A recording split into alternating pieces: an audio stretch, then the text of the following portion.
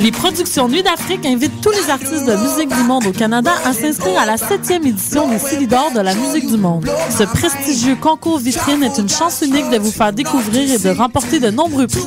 Vous avez jusqu'au 15 décembre 2012 pour soumettre votre candidature. Faites vite, les places sont limitées. Pour plus d'informations, visitez le www.silidor.com.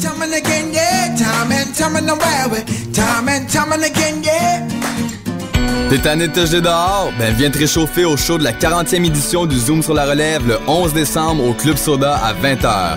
En prestation, Audionaut qui vous fera décoller avec son rock électrisant.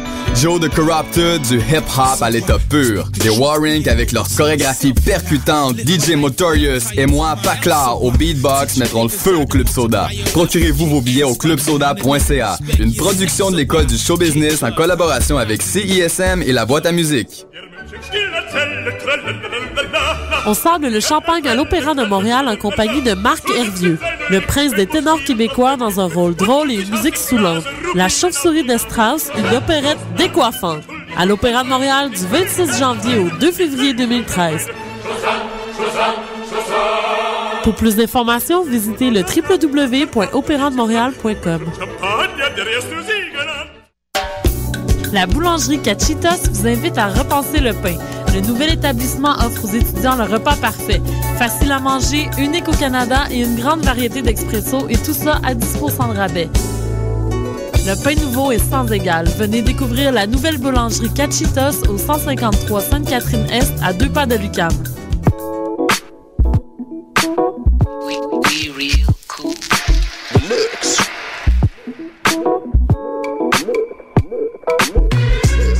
Vous écoutez Choc FM, l'alternative urbaine.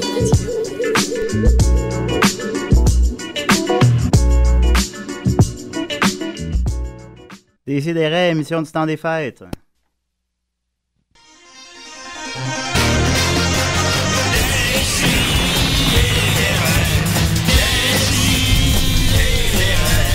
Chaque semaine, j'ouvre mon ordi, puis j'écoute.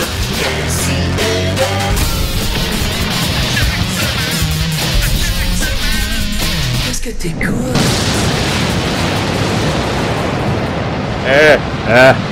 Ça me rappelle Prodigy, ce thème-là qu'on a. Prodigy, pourquoi tu l'as jamais dit avant? Je sais pas. C'était la chaude voix. Yeah! Yeah, right. Hey, Murphy est bon pour imiter des bruits de boire dans une on pipe. n'est pas en train de boire du tout dans le studio. Ben non, écoutez, boy, ça commence bien notre collaboration, toi et moi. C'est Murphy Cooper. What up? What up, bitches? Bitches. Hip-hop 101. Yo, Ouais. yo. Comment tu vas? Ça va bien, toi? Pas pire, pas pire. Cool. C'est ça. C'est le spécial Noël. Spécial Noël! On l'oublie pas. On garde ça en tête. Visiblement. Ben, c'est ça. D'ailleurs, on a correspondu toute la semaine sur qu'est-ce qu'on pourrait faire pour le spécial Noël. Finalement, on n'a pas... On n'est pas venu à une conclusion. Ben, la conclusion, c'était commencer avec Hello Bitches. Puis... Hello Bitches. Ça fait un job à date. Ouais, c'est sûr. Vous entendez la voix chaude de Mathieu Niquette? Comment il va? Ça va très bien. Ça va très bien. Ça fait longtemps. T'es pas venu? Ah, je me sens presque plus chez nous. Tellement que ça fait longtemps. T'es quand même en bas dans les studios. Oui, il y a ça. Ils ont changé les tapis. Imagine comment je suis chez nous. Ben, si lui, il se sent pas chez eux, imaginez Marianne. Oui. Marianne Desbiens. C'est ça son nom? Oui, c'est toujours ça. OK, comment qu'elle va? Très bien, merci. Marianne, c'est une pilière de l'émission qui est là depuis la première, mais là, qui vient plus ben dernièrement. C'est ça. Hey, je mais tiens j'allais pas manquer le... Je tiens à vous dire, Madame Marianne, que je suis bien impressionné de vous rencontrer enfin et d'être assis à côté de vous. Ben, je me demandais si Marianne puis Mathieu s'étaient déjà rencontrés. Vous êtes vus 2-3 fois. Deux fois. Deux fois. Là, ça fait 3 maintenant? Oui. Même. Non, on a co-animé quelques fois. Ouais, je pense qu'on a co-animé comme 2 ou 3. Co-chroniqué. Deux fois. Je vais vous regarder aller, vous deux. Nicolas est pas là, d'ailleurs. Oui, heureusement. Nicolas est pas là. Effectivement. En tout cas, il est supposé appeler. Qui a dit, je sais pas, Marianne, as-tu des informations inside à ce sujet-là? Ou, non. Mais c'est ça. Il était fort déçu de ne pas pouvoir venir. Il avait trouvé le truc pour qu'on ait pu acheter de calendrier de toute notre vie. De pouvoir calculer le jour de la semaine selon la date. En tout cas, il était déçu parce qu'il voulait nous apprendre ça ce matin. Mais là, moi, tu l'endures 7 jours. Ouais, ça m'intrigue, Marianne. Toi, t'es amoureuse de Nicolas. Oui, c'est ça. OK. C'est bizarre, ça. Ben, c'est ça. Tu sais, je peux comprendre qu'on le tolère. Qu'on lui donne un micro. Mais de là à habiter avec, dormir dans le même lit, je sais pas. Mais en tout cas, mais bon, venez entendre la chaude voix de Maxime Gervais, comment il va? J'ai le cœur en fête. T'as le cœur en fête, écoute. Mais j'espère bien, vous avez un nouveau vidéo viral, toi et ton complice Dominique Picbois. Viral, là. Bon, non, mais ça connaît encore. En tout cas, mais il connaît un bon succès. Un petit buzz, là. Ouais, mais c'est un bon vidéo. On est bien content, là. Une prémisse bien niaiseuse, puis... En tant que fan de lutte, j'étais comblé, là. Ah, il ressemble, hein? Ah, ouais, je pense. Moi, je peut-être d'écrire aux ouais, pour les auditeurs sont pas au courant. On a fait... Il se garoche là-dessus. C'est que mon partner dans les Picbois, Dominique Mascotte, il ressemble crissement beaucoup trop à Paul Bearer, qui était le manager de l'Undertaker. Ah, comment? Brother Love. Brother Love. Puis, c'est vrai. Puis, fait qu'on a fait une vidéo, c'est Paul Bearer qui commente l'actualité, et là, c'est très absurde et loufoque. Ben oui, comme votre univers. Oui. Embarqué dans leur univers. C'est ça, on est bien contents. Ben oui, il est drôle, la vidéo. Allez voir ça, Paul Bearer commente l'actualité. Fait que une grosse émission du temps des fêtes, c'est ça. Ah, puis il y a aussi Judith, qui était jusqu'à la dernière minute devait être des nôtres, puis finalement elle est trop enceinte. C'est quoi ça, des contractions? Elle a des constrictions. C'est la conscription, hein. Je sais pas. Elle a mentionné contraction, mais je sais pas ce que ça veut dire. Mais c'est pas comme en anglais quand tu raccourcis un verbe puis son pronom là, tu sais. Contraction. J'ai pas compris pourquoi ça l'empêchait de venir là. J'ai rien compris non plus. Disons que c'est la pire des excuses. Nicolas, je peux comprendre. On est content, mais Judith. Je sais pas, mais en même temps, on a un spécial d'1h30 aujourd'hui à faire. Puis Nicolas étant pas là, ça nous coupe un gros 45 minutes d'informations peu pertinentes. Et avec dis peu pertinentes. Peu pertinentes. Je voulais dire peu pertinentes. Peu pertinentes, pas pure pertinente. Ben, je sais pas. En tout cas, on continue en force. C'est même vous combler les trous. Ouais, ben tu vois. Est-ce que j'ai dit ce mot-là ou je n'ai dit un autre? Ah, on continue en force. Ben là, on a 90 minutes. Hey, la semaine passée, on a eu de la misère à remplir 1 heure. Là, on pourrait faire 1h30 cette semaine. Non, mais attends, la dernière fois que j'étais là puis qu'on s'est dit ça, on s'est trouvé à manquer de temps. On a comme étiré au début avec du small talk, puis là, on est arrivé à la fin puis on était tout près. Mais c'est tout le temps ça commence. Comment allez-vous? Qu'est-ce que tu as mangé pour déjeuner? Puis on parle pendant une demi-heure. Tu parles de cinéma.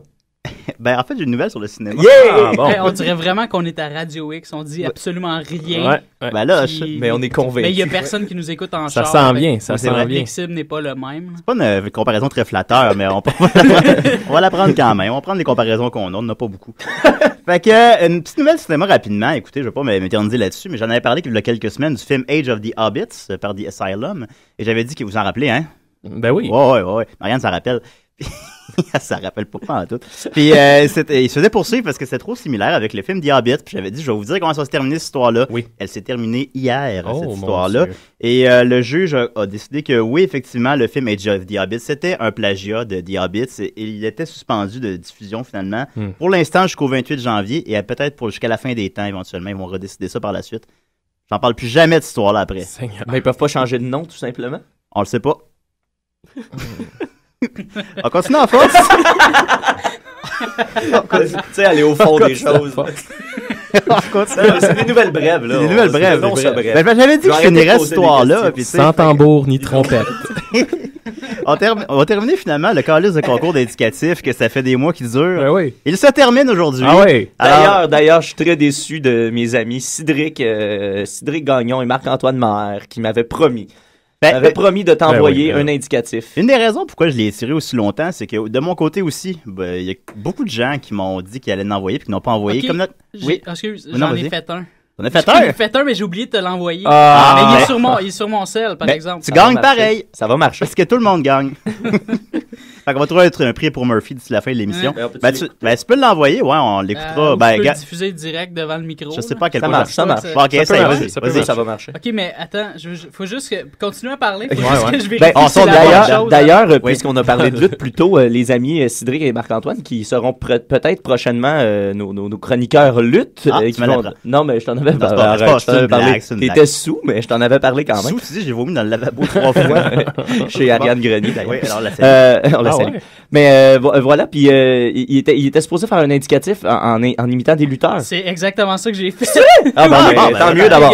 Puis c'est drôle parce que je dis pas, je vais dire l'anecdote après, mais je vais le faire jouer immédiatement. Ça sera pas long. Il est sur haut-parleur? Oui, il est sur haut-parleur. OK. Je sais pas si on va l'entendre. OK, bon. Colle. My name is Stone Cold Steve Austin, and you're listening to They See It They're Right. And that's the bottom line, cause Stone Cold said so.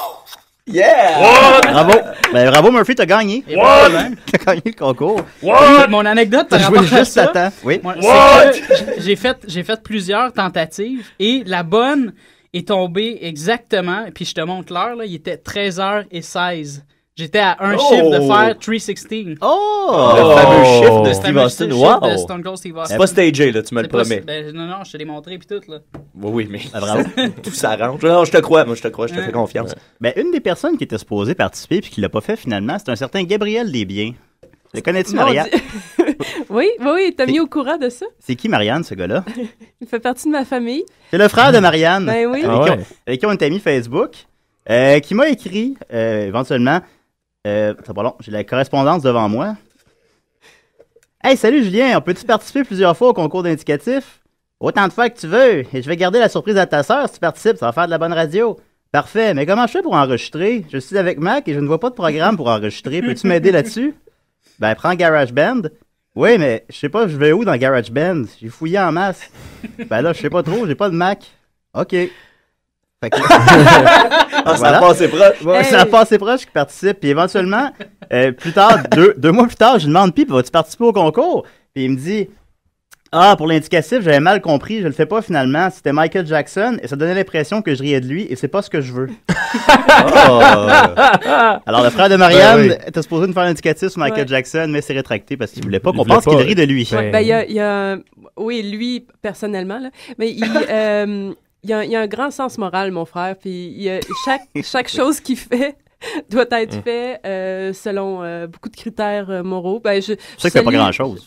C'est ça, il doit rester pas mal chez eux. Comme il doit être assez moraux. En tout cas, je vais parler de lui tantôt. En plus, dans ma chronique, c'est un lien incroyable. Écoute, à date, c'est super bien ficelé, cette émission.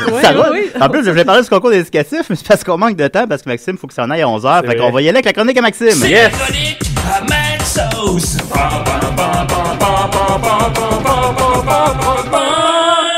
Eh oui. Aujourd'hui, mes amis, étant donné que c'est le spécial Noël et que Judith n'est pas là parce qu'elle est en pleine contraction, une longue contraction, ça semble-t-il. De 2 mois. Une immense contraction. Ah ouais, c'est ça. J'ai décidé de faire une petite chronique en lien avec l'univers de la natalité, mais plus précisément de l'acte sexuel qui va précéder la natalité chez les animaux. Parce que ça fait longtemps en plus je voulais faire une chronique là-dessus. Moi, c'est de quoi qui me fait rire puis qui m'intéresse beaucoup, les animaux qui baisent weird. Là. C'est bien bizarre. Mec. Ça me fait un peu capoter ces affaires-là. Tu fais, pourquoi ils ont choisi de faire ça? Pourquoi l'évolution a amené ça? Puis on choisit pas avec qui on baise, Maxime. Et voilà. Et j'ai fait de très petites recherches pour en trouver. Alors, j'ai quelques exemples ici. Lançons-nous. Comme ça. Allez hop, dans le monde, Marianne, de la sexualité weird des animaux. C'est le fait que tu ponctues chacune de tes phrases avec Marianne. Alors, Marianne a des étincelles dans les yeux dès qu'on a parlé de sexualité chez les animaux. Ouais. Bon, on va commencer tout de suite avec notre ami le porc-épic. Le porc-épic, qui, on s'entend, ben oui, petit. Tu sais, comment une créature recouverte de piquant peut faire pour s'adonner à des plaisirs sexuels? Ça lance du sperme. Non, mais c'est ça qui est weird. Il commence, tu sais, au début, le mâle porc-épic s'approche de la femelle et là, il va frotter son museau sur la femelle. Et là, si la femelle ne le rejette pas, il va passer à l'étape 2 de son opération charme. Second base. Il va lui pisser dessus. Ah. Mais c'est pas juste pisser dessus normal, genre Robert Gilles style, là, c'est vraiment... Mais c'est pas la première date qu'on pisse sur les gens d'habitude. Bon, ben les porc-épics, oui. Et c'est ça, c'est plus comme une éjaculation urinaire, mais qui peut se rendre à 2 mètres. Et là, tu t'imagines un porc-épic, c'est vraiment un gros jet, il pisse sur la femelle. Nice. Et là, si la femelle accepte, si la femelle n'accepte pas, en fait, elle va grogner et s'en aller. C'est comme les humains. Ben ouais, c'est ça. C'est pareil. Et si elle accepte, ben là, elle va accepter, elle va comme ouvrir, elle va s'ouvrir au mâle. Et voilà, le mâle va réussir finalement à trouver ça. Et là, ce qui est weird aussi de ça, c'est que par année, la femelle, il y a entre 8 et 12 heures où elle est réceptive au mâle. Fait que dans 1 an, il y a juste 8 une dizaine d'heures où la femelle est réceptive à s'accoupler. Ah bon. Fait qu'il faut pas que le mâle manque son coup pour pisser sur les femelles. Comme on dit. Ouais, voilà. Bien dit. D'ailleurs, je me disais que l'émission pourrait se terminer en un petit golden shower collectif. Peut-être bien, c'est Noël après tout. Voilà. Autre exemple qui m'a fait aussi capoter. Ah oui, celui-là, il est drôle, il est comique. Celui-là, il est coquin. Il est pas piqué des verres. Alors, la pisare admirable, qui est une espèce d'araignée, disons, appelons-la comme ça, c'est que ça, le mâle, il va essayer d'impressionner la femelle, il va y amener un cadeau. Il va amener un cadeau à la femelle. Souvent, ça va être une petite proie morte. Et il va l'emballer dans de la soie, un cadeau de soie. Fait que lui, il amène ça à la femelle. Puis si la femelle est charmée par le cadeau, ben, elle va accepter de s'accoupler. Ah. Sauf que la pisare, des fois, elle a un petit truc, c'est qu'elle ne mettra rien dans le cadeau. Et pendant que la femelle est là à déballer son cadeau vide, ben lui, il va la banger. C'est nice! Fait que le temps qu'elle se rende compte qu'il n'y a rien, ben lui, il a déjà fait sa job, puis il va reprendre le cadeau puis s'en aller en voir une autre. C'est vraiment un petit tricky, lui. On en connaît. On en connaît. J'aimerais ça qu'un auditeur essaye ça à la maison, peut-être. Ben ouais. Une boîte de chocolat vide. Ouais, une boîte de chocolat vide. Tiens, puis là, t'apprends sur le mur, ben ça, tu décolles. Ouais. Tu repars avec la boîte en plus. Tu vas le refaire à plus tard. Ouais. Un qui m'a fait si vous le faites, écrivez-nous. Un qui m'a intéressé, c'est la veuve noire à dos rouge, qui est une des araignées, dit-on, les plus dangereuses, plus venimeuses. Ben, dans notre culture populaire, une veuve noire, c'est celle qui tue ses maris. C'est ça, dans notre culture populaire. Voilà, exact. Ben voilà. Et donc, elle, ce qu'on va faire, c'est que le mâle qui est chez les araignées en général, le mâle est 3 fois plus petit. OK? Et là, quand le mâle arrive devant la femelle, il faut qu'il la charme, comme d'habitude, là, c'est tout le temps une opération charme. Alors, il va exécuter une danse de 5 heures. OK?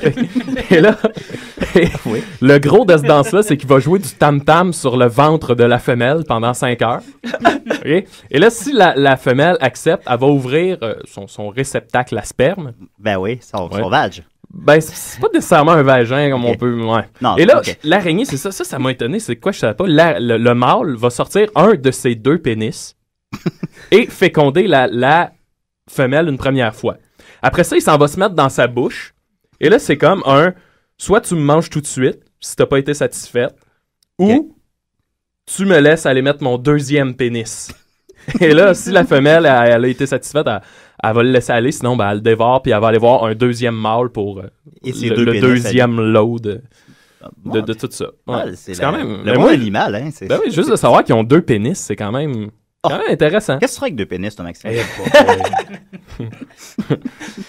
On a une chanteuse qui serait ravie. Un pour chaque fonction. Ben oui, voilà. Ouais. Sinon, un autre exemple qui m'a... Ouais, un autre qui est pas pire, c'est la baudroie des abysses, qui est... Ça, c'est le poisson abyssal qui a une espèce de petite lumière au-dessus de la tête. Là, une espèce de petit leurre, là. Bon. Ouais. OK? Lui, ça, souvent, les pêcheurs pêchaient ce poisson-là, ils le remontaient à la surface, puis ils se rendaient compte qu'il y avait des parasites après ce poisson-là, puis ils savaient pas c'était quoi, ça avait pas l'air d'une espèce vivante nécessairement. Et là, ils ont découvert c'est quoi. C'est que le mâle de la baudroie des abysses, sa seule fonction dans la vie, c'est de s'accoupler. C'est de chercher une femelle, de s'accoupler. Il y a des gars de même. OK? Et les poissons dans les baudroies sont tellement rares que quand le mâle finit par trouver une femelle, il la laissera pas partir, tu sais. Il n'est pas question. Fait qu'il va la mordre, puis il la lâchera jamais. Un coup qu'il l'a mordu, c'est terminé, il va rester dessus. Oui. Et là, ça, c'est weird. Il va fusionner avec elle. Oh. Ses organes vont, un après l'autre, se fusionner dedans, sauf ses testicules.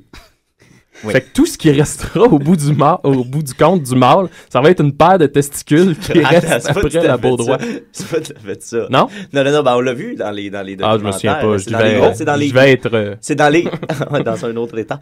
Mais non, c'est dans les grands fonds marins. Non, mais ça reste juste une espèce... On dirait vraiment un appendice qui sort de la femelle. Ouais. La femelle, d'ailleurs, qui est comme 10 fois plus grosse que le mâle. Je sais pas si tu l'as mentionné. Non, il n'est pas mentionné. 10 fois plus gros. Puis, c'est ça, à partir de là, le mâle n'a plus aucune fonction. Il fait juste injecter. En fait, c'est sa seule fonction qu'il garde à lui, c'est ses testicules. Toutes les autres fonctions, la nourriture, tout ça, lui, il mange plus, il n'a plus besoin de manger, tout ça, c'est la femelle qui ingère. C'est nice comme vie, ça. Ouais. Fait que sa seule fonction de corps qui lui reste après ça, c'est d'éjaculer. Et de fournir une réserve constante de sperme, justement pour que la race survive, parce que c'est dans les gros fonds marins, puis il n'y a pas de... Quand même il y en a nice, pas beaucoup. Ah, quand même cool. C'est bien pensé. C'est quand même cool. Un coup que t'es casé. Oui. Marianne, t'aimerais ça, toi, que Nicolas fasse ça? Il resterait juste son gros cerveau. Son cerveau pis ses testicules. Le niveau de l'émission est incroyable. Tout le monde. À travers tout ça, on apprend des choses. Oui, pour vrai. Voilà. Ça reste, c'est un peu... C'est ça. Non, mais il faut qu'on se les dise, ces choses-là aussi. Ben oui. Sinon, il me reste 2 exemples. On a la punaise de lit, hein, qui est... ça, c'est pas le ça, on les aime pas, les punaises de lit, mais eux autres, ils ont une manière d'avoir le sexe qui est assez particulière. En effet, c'est assez violent. Pénis. C'est assez violent, c'est que la femelle a un vagin qui ne sert qu'à, disons, pondre. Oui. OK, c'est pas par là que le mâle va la féconder. En fait, il va lui... Tu sais, on s'entend que la structure d'un insecte, c'est une carapace externe, c'est un squelette externe. Fait que le mâle, avec son pénis, son sexe piquant, il va vraiment défoncer la carapace de la femelle. Fait qu'il y a... C'est comme s'il y a transperce de son sexe. OK. Puis là, il va éjaculer dans son corps. Et ça, la femelle, pour, si tu veux, pallier à cette agression, a fallu qu'elle se fasse un espèce de réservoir à sperme dans son corps, que le mâle va défoncer jusque-là. Puis elle va garder le sperme. Quand viendra le temps de féconder, ce sera là le sperme. Il n'y a pas beaucoup d'amour là-dedans. Il n'y a pas du tout d'amour. Et là, souvent, c'est tellement bien décrit dans les fourmis. Ben oui, on se souvient de ma chronique sur les fourmis. Oui, on s'en souvient. Bon, voilà. Oui. Donc, qu'est-ce que je voulais dire? Oui, souvent, le mâle a de la misère à définir qui est mâle et qui est femelle. Fait que souvent, il va juste aller transpercer d'autres mâles qui vont mourir transpercés d'un pénis. Oh, là, c'est pas une façon de mourir. Ben non, c'est ça, c'est pas... Non, c'est pas correct. Pas cool, man, les punaises. Et, coudonc, pour terminer... pour terminer ce spécial Noël, cette chronique sur la nativité. On va aller du côté des abeilles. Hein, chez les abeilles, voilà, t'as les sexuées, les femelles qui, elles, vont avoir le vol nuptial, donc elles s'envolent. Et là, il y a les mâles, les faux bourdons, qui ont pour seule tâche de féconder les femelles. Et le faux bourdon va mourir tout de suite après avoir fécondé la reine, parce que lorsqu'il éjacule, son pénis explose. Donc, eux, dans leur vie, c'est one shot. Mais ils s'en vont... Le feu d'artifice. Le grand feu d'artifice. Eux autres, ils l'ont eu, tu sais. Parce que je sais pas pour vous, mais en tout cas, rentrons dans le sujet, mais moi, au moment où, sans rentrer nécessairement dans les grands détails, mais je me souviens qu'au moment où j'ai perdu ma virginité, je m'attendais à quelque chose. Oui. Je pensais qu'il allait y avoir un feu d'artifice, justement. Un son de trompette, là, et non, il n'y a rien arrivé. Il n'y a pas eu ça. Non, j'ai été déçu un peu, puis je me dis qu'au moins pour les faux bourdons, il y a comme un...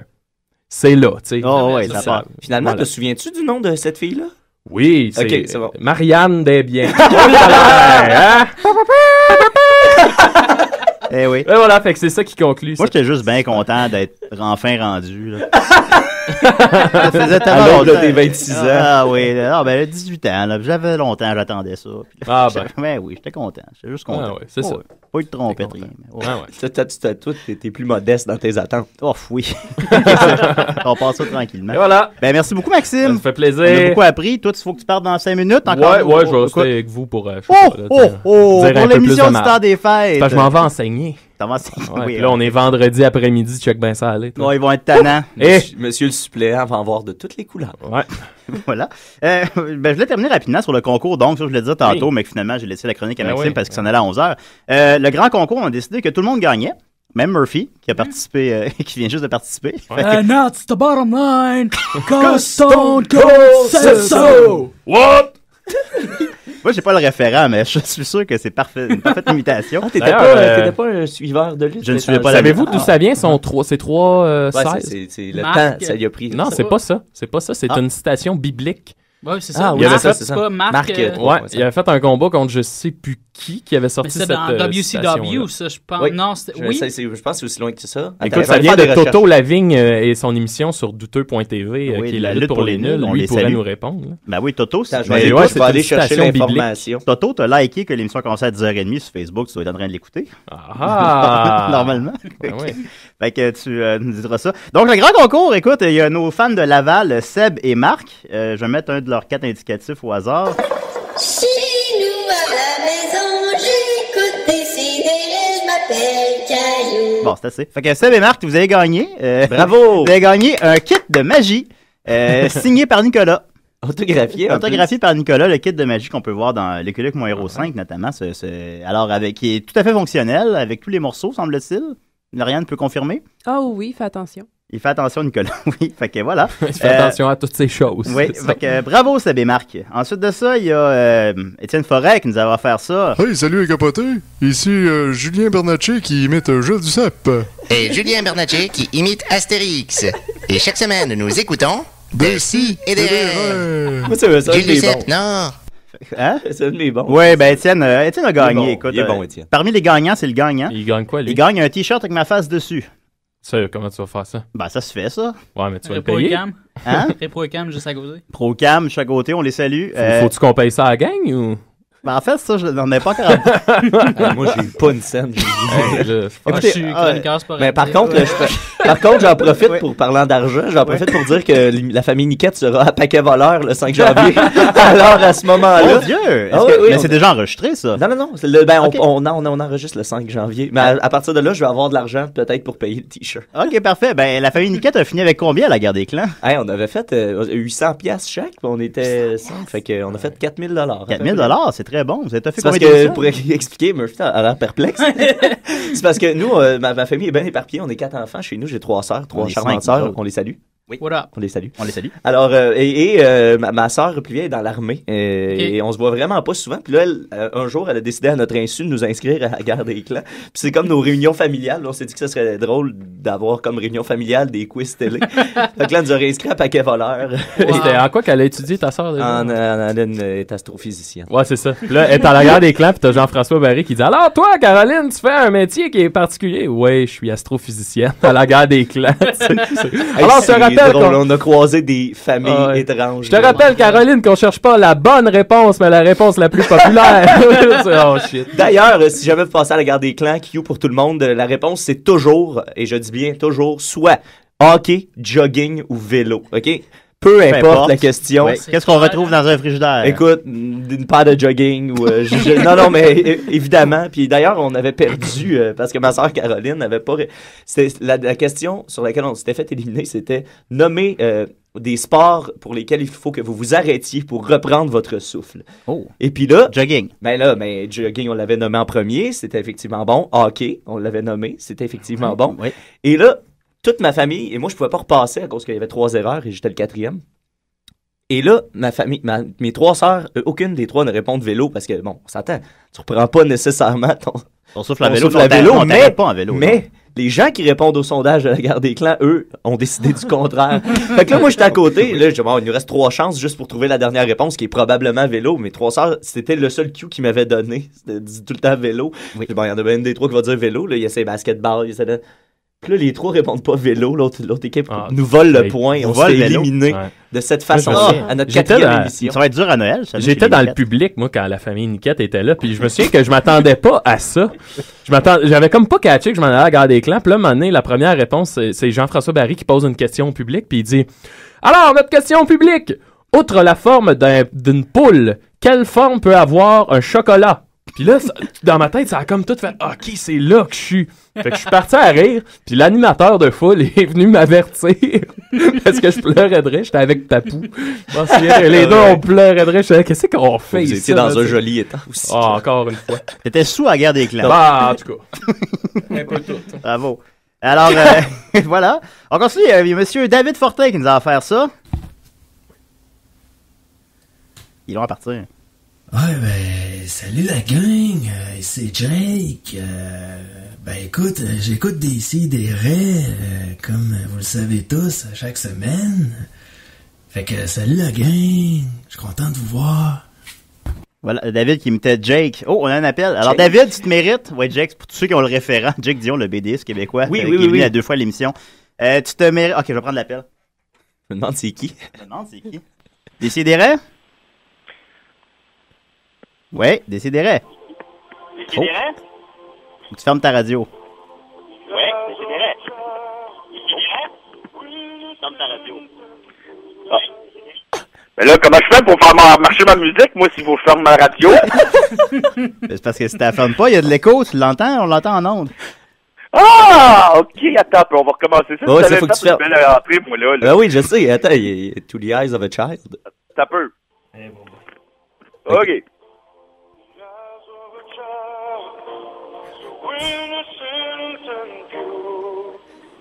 Salut, Décideret. Salut, Dominique. Ça va? Dominique. Ferme ta radio. C'est le temps des fêtes. Comment ça va, gang? Ça va bien? Hey, j'ai eu de la misère à vous rejoindre, là. C'était écœurant. Il a fallu que j'appelle à l'UQAM et qu'ils me transfèrent.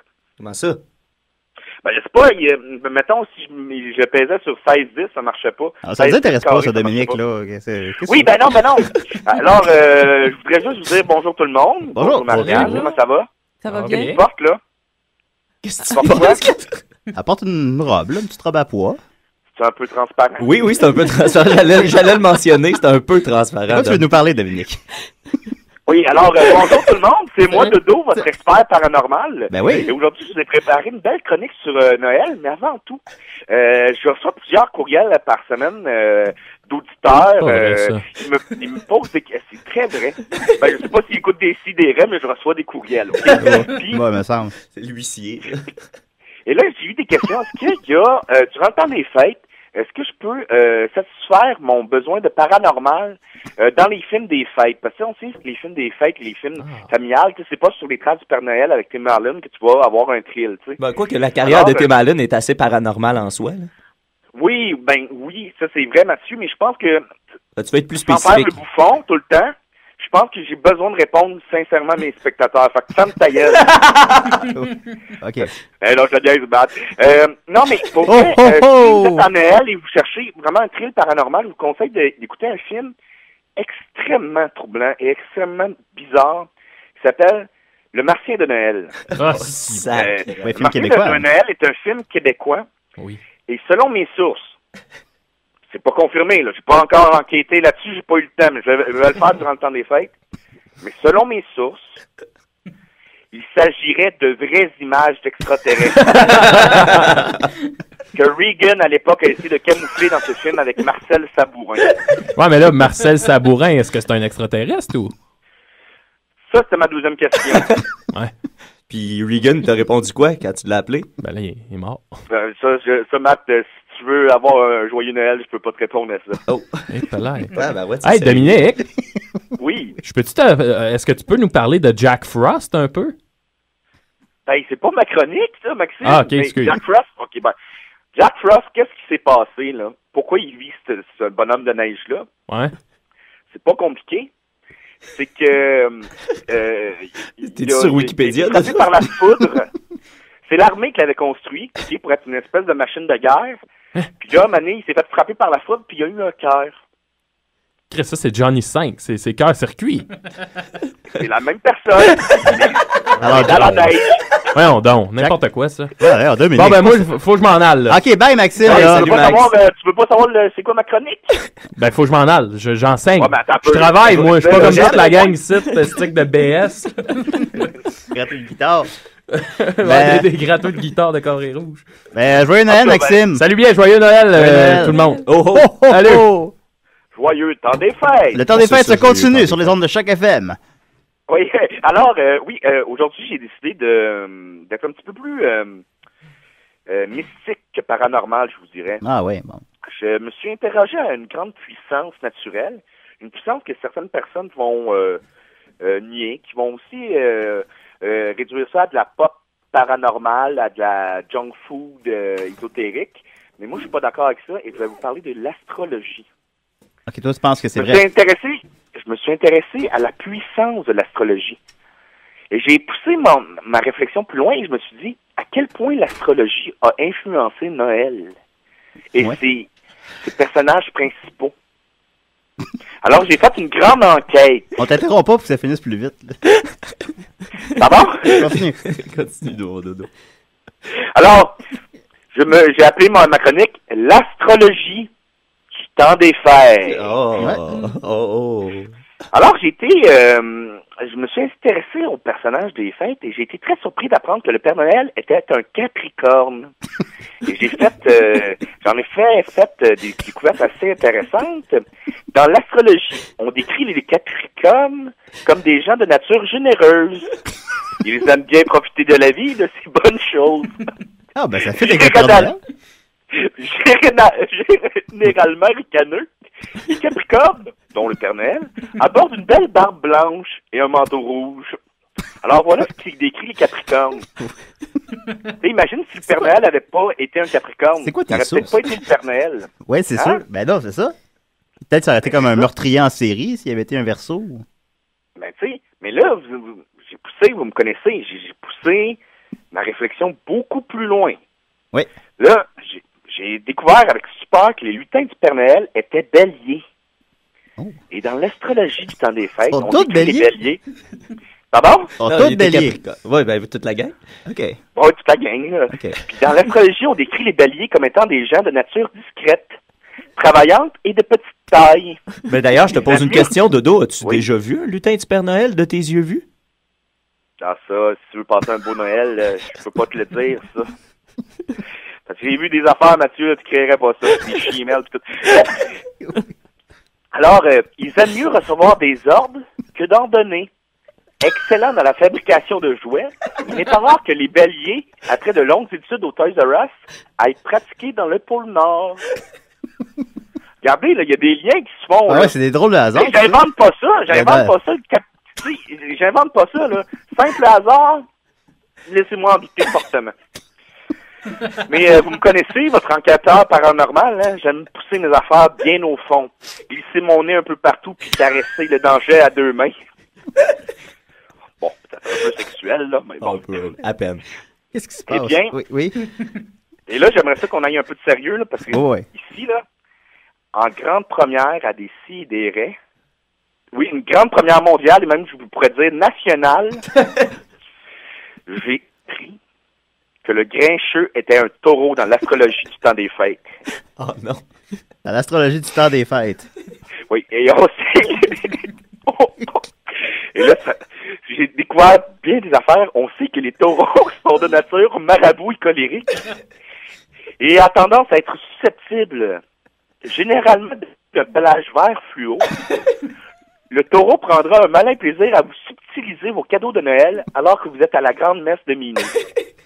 Mais prenez garde, derrière chaque taureau se cache un cœur tendre. Ah, c'est vrai, on l'apprend à la fin. C'est beau, ça. Spoiler alert.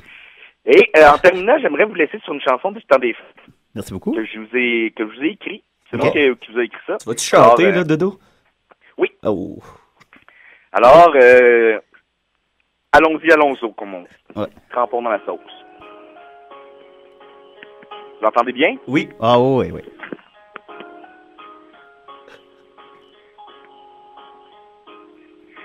C'est la fête de Noël. On est tous heureux. La neige éternelle. Ton joyeux foyer. Je n'oublierai jamais ce joyeux Noël. Voudrais vous souhaiter un joyeux Noël. Merci beaucoup, Dominique. T'as fini là, hein? Oui, Noël paranormal, tout le monde. Hey, merci, Dodo. Merci, Dodo. On aura beaucoup appris. Écoute, fais attention à toi. Passe des belles fêtes. Et tu as mis Facebook avec ton huissier? Encore le perdu. OK, bye, Dodo. Alors, c'était Dominique qui nous en a appris beaucoup sur l'astrologie du temps des fêtes. Ouch. OK, voilà. Donc, ça fait mal. Alors, je disais donc que celui qui a fait cet indicatif-là... Non, c'est pas ça. En tout cas, celui qui a fait l'indicatif de tantôt, M. David Fortin, qui a fait Jake Dion, qui nous a visité quelques fois, se mérite un livre, peux-tu me le brandir, Marianne? Se mérite le livre Briser le silence de Michel Vastel, la biographie de Nathalie Simard, et ce, signé par Marianne. Oui, mais j'ai parcouru, là, j'ai eu le plaisir de faire ça avant l'émission. Oui, la chance. Puis ça a l'air fort intéressant, donc je vais le lire d'abord, puis l'autographier et lui rendre. Marianne s'est accaparé le cadeau de David. Oui. Mais qu'est-ce qui arrive si tout d'un coup, tu as vraiment beaucoup trop de fun à lire le livre? Ça pourrait être peut-être difficile de t'en départir d'un coup que tu t'attaches? Ouais. Oui, peut-être. Une fois terminé, tu veux le recommencer tout de suite? Bon, ben, ça attendra alors. Ça vieillit bien, ça, hein, des biographies de Nathalie Simard. Oui, ben, c'est juste comme ça au hasard. Est-ce qu'on a 2 secondes pour un petit extrait? Écoute, vas-y. Après 12 ans de dépendance affective et sexuelle, Nathalie Simard aurait dû apprendre à être bien dans sa peau de jeune femme. Je vois pas le rapport, là, mais bon. Oui. Mais sa vie de couple ne pouvait pas combler le vide créé volontairement par son impresario. Il aurait fallu lui donner le temps d'apprendre à être amoureuse, et ces hommes n'en avaient pas toujours la patience. Elle se savait jolie. Elle avait passé sa jeunesse à se faire dire qu'elle avait un sourire resplendissant, des yeux merveilleux, un beau visage. Elle aimait désormais que les hommes lui disent « Nathalie, tu es belle ». Quand elle se promenait en Italie, par exemple, elle se faisait siffler dans la rue, et cela la flattait. Bon. Comme ça, au hasard. En même temps, il y a plein de petits conseils sur comment attraper Nathalie Simard. Qui pourrait être intéressé. Faut juste il y en a. Il y en a, ben oui, il y en a. On les salue. Ben oui. Est-ce qu'on peut le dire finalement que c'était elle avec Guy? Avec Guy? On peut juste dire son prénom. Juste son prénom. Le grand Guy. Guy Nantel.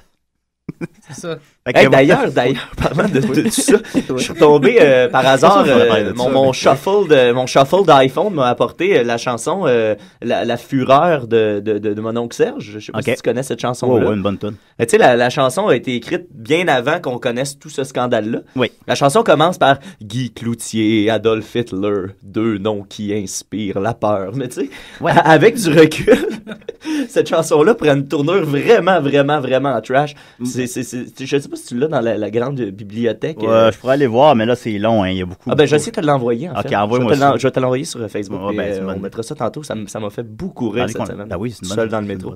Voilà. Moi, c'était la chanson Tourne la page que je trouvais que... Je sais pas si tu l'avais écouté dernièrement, mais les paroles, tout d'un coup, prennent tout leur sens. Avec René Simard. Avec René, mais bon, ça, on n'embarquera pas là-dedans. D'ailleurs, mais en tournoi d'improvisation, un moment donné, on avait gagné le tournoi, ainsi que l'équipe sympathique, et les deux prix, ça s'appelait les viniliades au cégep de Saint-Laurent, et les trophées, c'était tout le temps des vinyles. Et là, on avait gagné le trophée Nathalie Simard et le trophée du témoin silencieux, et c'était un album de René Simard. On le salue. Toujours de très bon goût, les tournois d'improvisation. On t'aime, Nathalie, on est avec toi. Et j'écoute des CDR. Fait que voilà, c'était René qui nous salue. Fait que voilà, David, tu mérites la biographie de Nathalie Simard. Et en terminant, il y a... Ça va durer 45 minutes pour que je fasse les remerciements. Non, mais c'était se passer. Oui, ça se passait. C'était aéré. Il y a Rémi et Lucie, que je salue, nos amis français qui nous écoutent religieusement, qui ont envoyé un indicatif de leur maman et d'une fille en Chine random. Fait que voilà, merci beaucoup Rémi et Lucie. Vous méritez un cadre de Gilles Latulippe signé par Mathieu Niquette. On a ça? Je l'ai pas encore dit, mais c'est okay. On a quand j'habitais avec Nicolas. Je suis au courant, là. Ouais, Nicolas, il me l'a montré. Quand j'habitais avec Nicolas, on s'était fait imprimer des photos de Gilles Latulippe, des dessins de Gilles Latulippe, d'un album à colorier de Gilles Latulippe qu'on avait mis dans des cadres. Puis Nicolas les a gardés, puis là, on s'est dit qu'on pourrait les faire signer par toi, Mathieu, parce que tu... Ben oui, j'ai eu une belle période. Gilles Latulippe a décidé. Ben oui. Alors voilà, Rémi et Lucie, ne nous remerciez pas, ça nous fait plaisir, c'est le temps des fêtes. Fait que voilà. On va continuer avec Murphy ou Marianne, là, qu'est-ce que ça vous tente? Je suis à l'aise, là. Vas-y. OK. T'es à l'aise, Marianne? Faut je suis à l'aise de peu importe. On va faire Marianne. Après ça, on va mettre une toune, parce qu'on n'a pas encore pris un seul break. Et après ça, Murphy. C'est bon, ça? All right. OK, je vais juste trouver ton thème, Marianne. Parce que c'est un thème, toi. Ah oui, nice.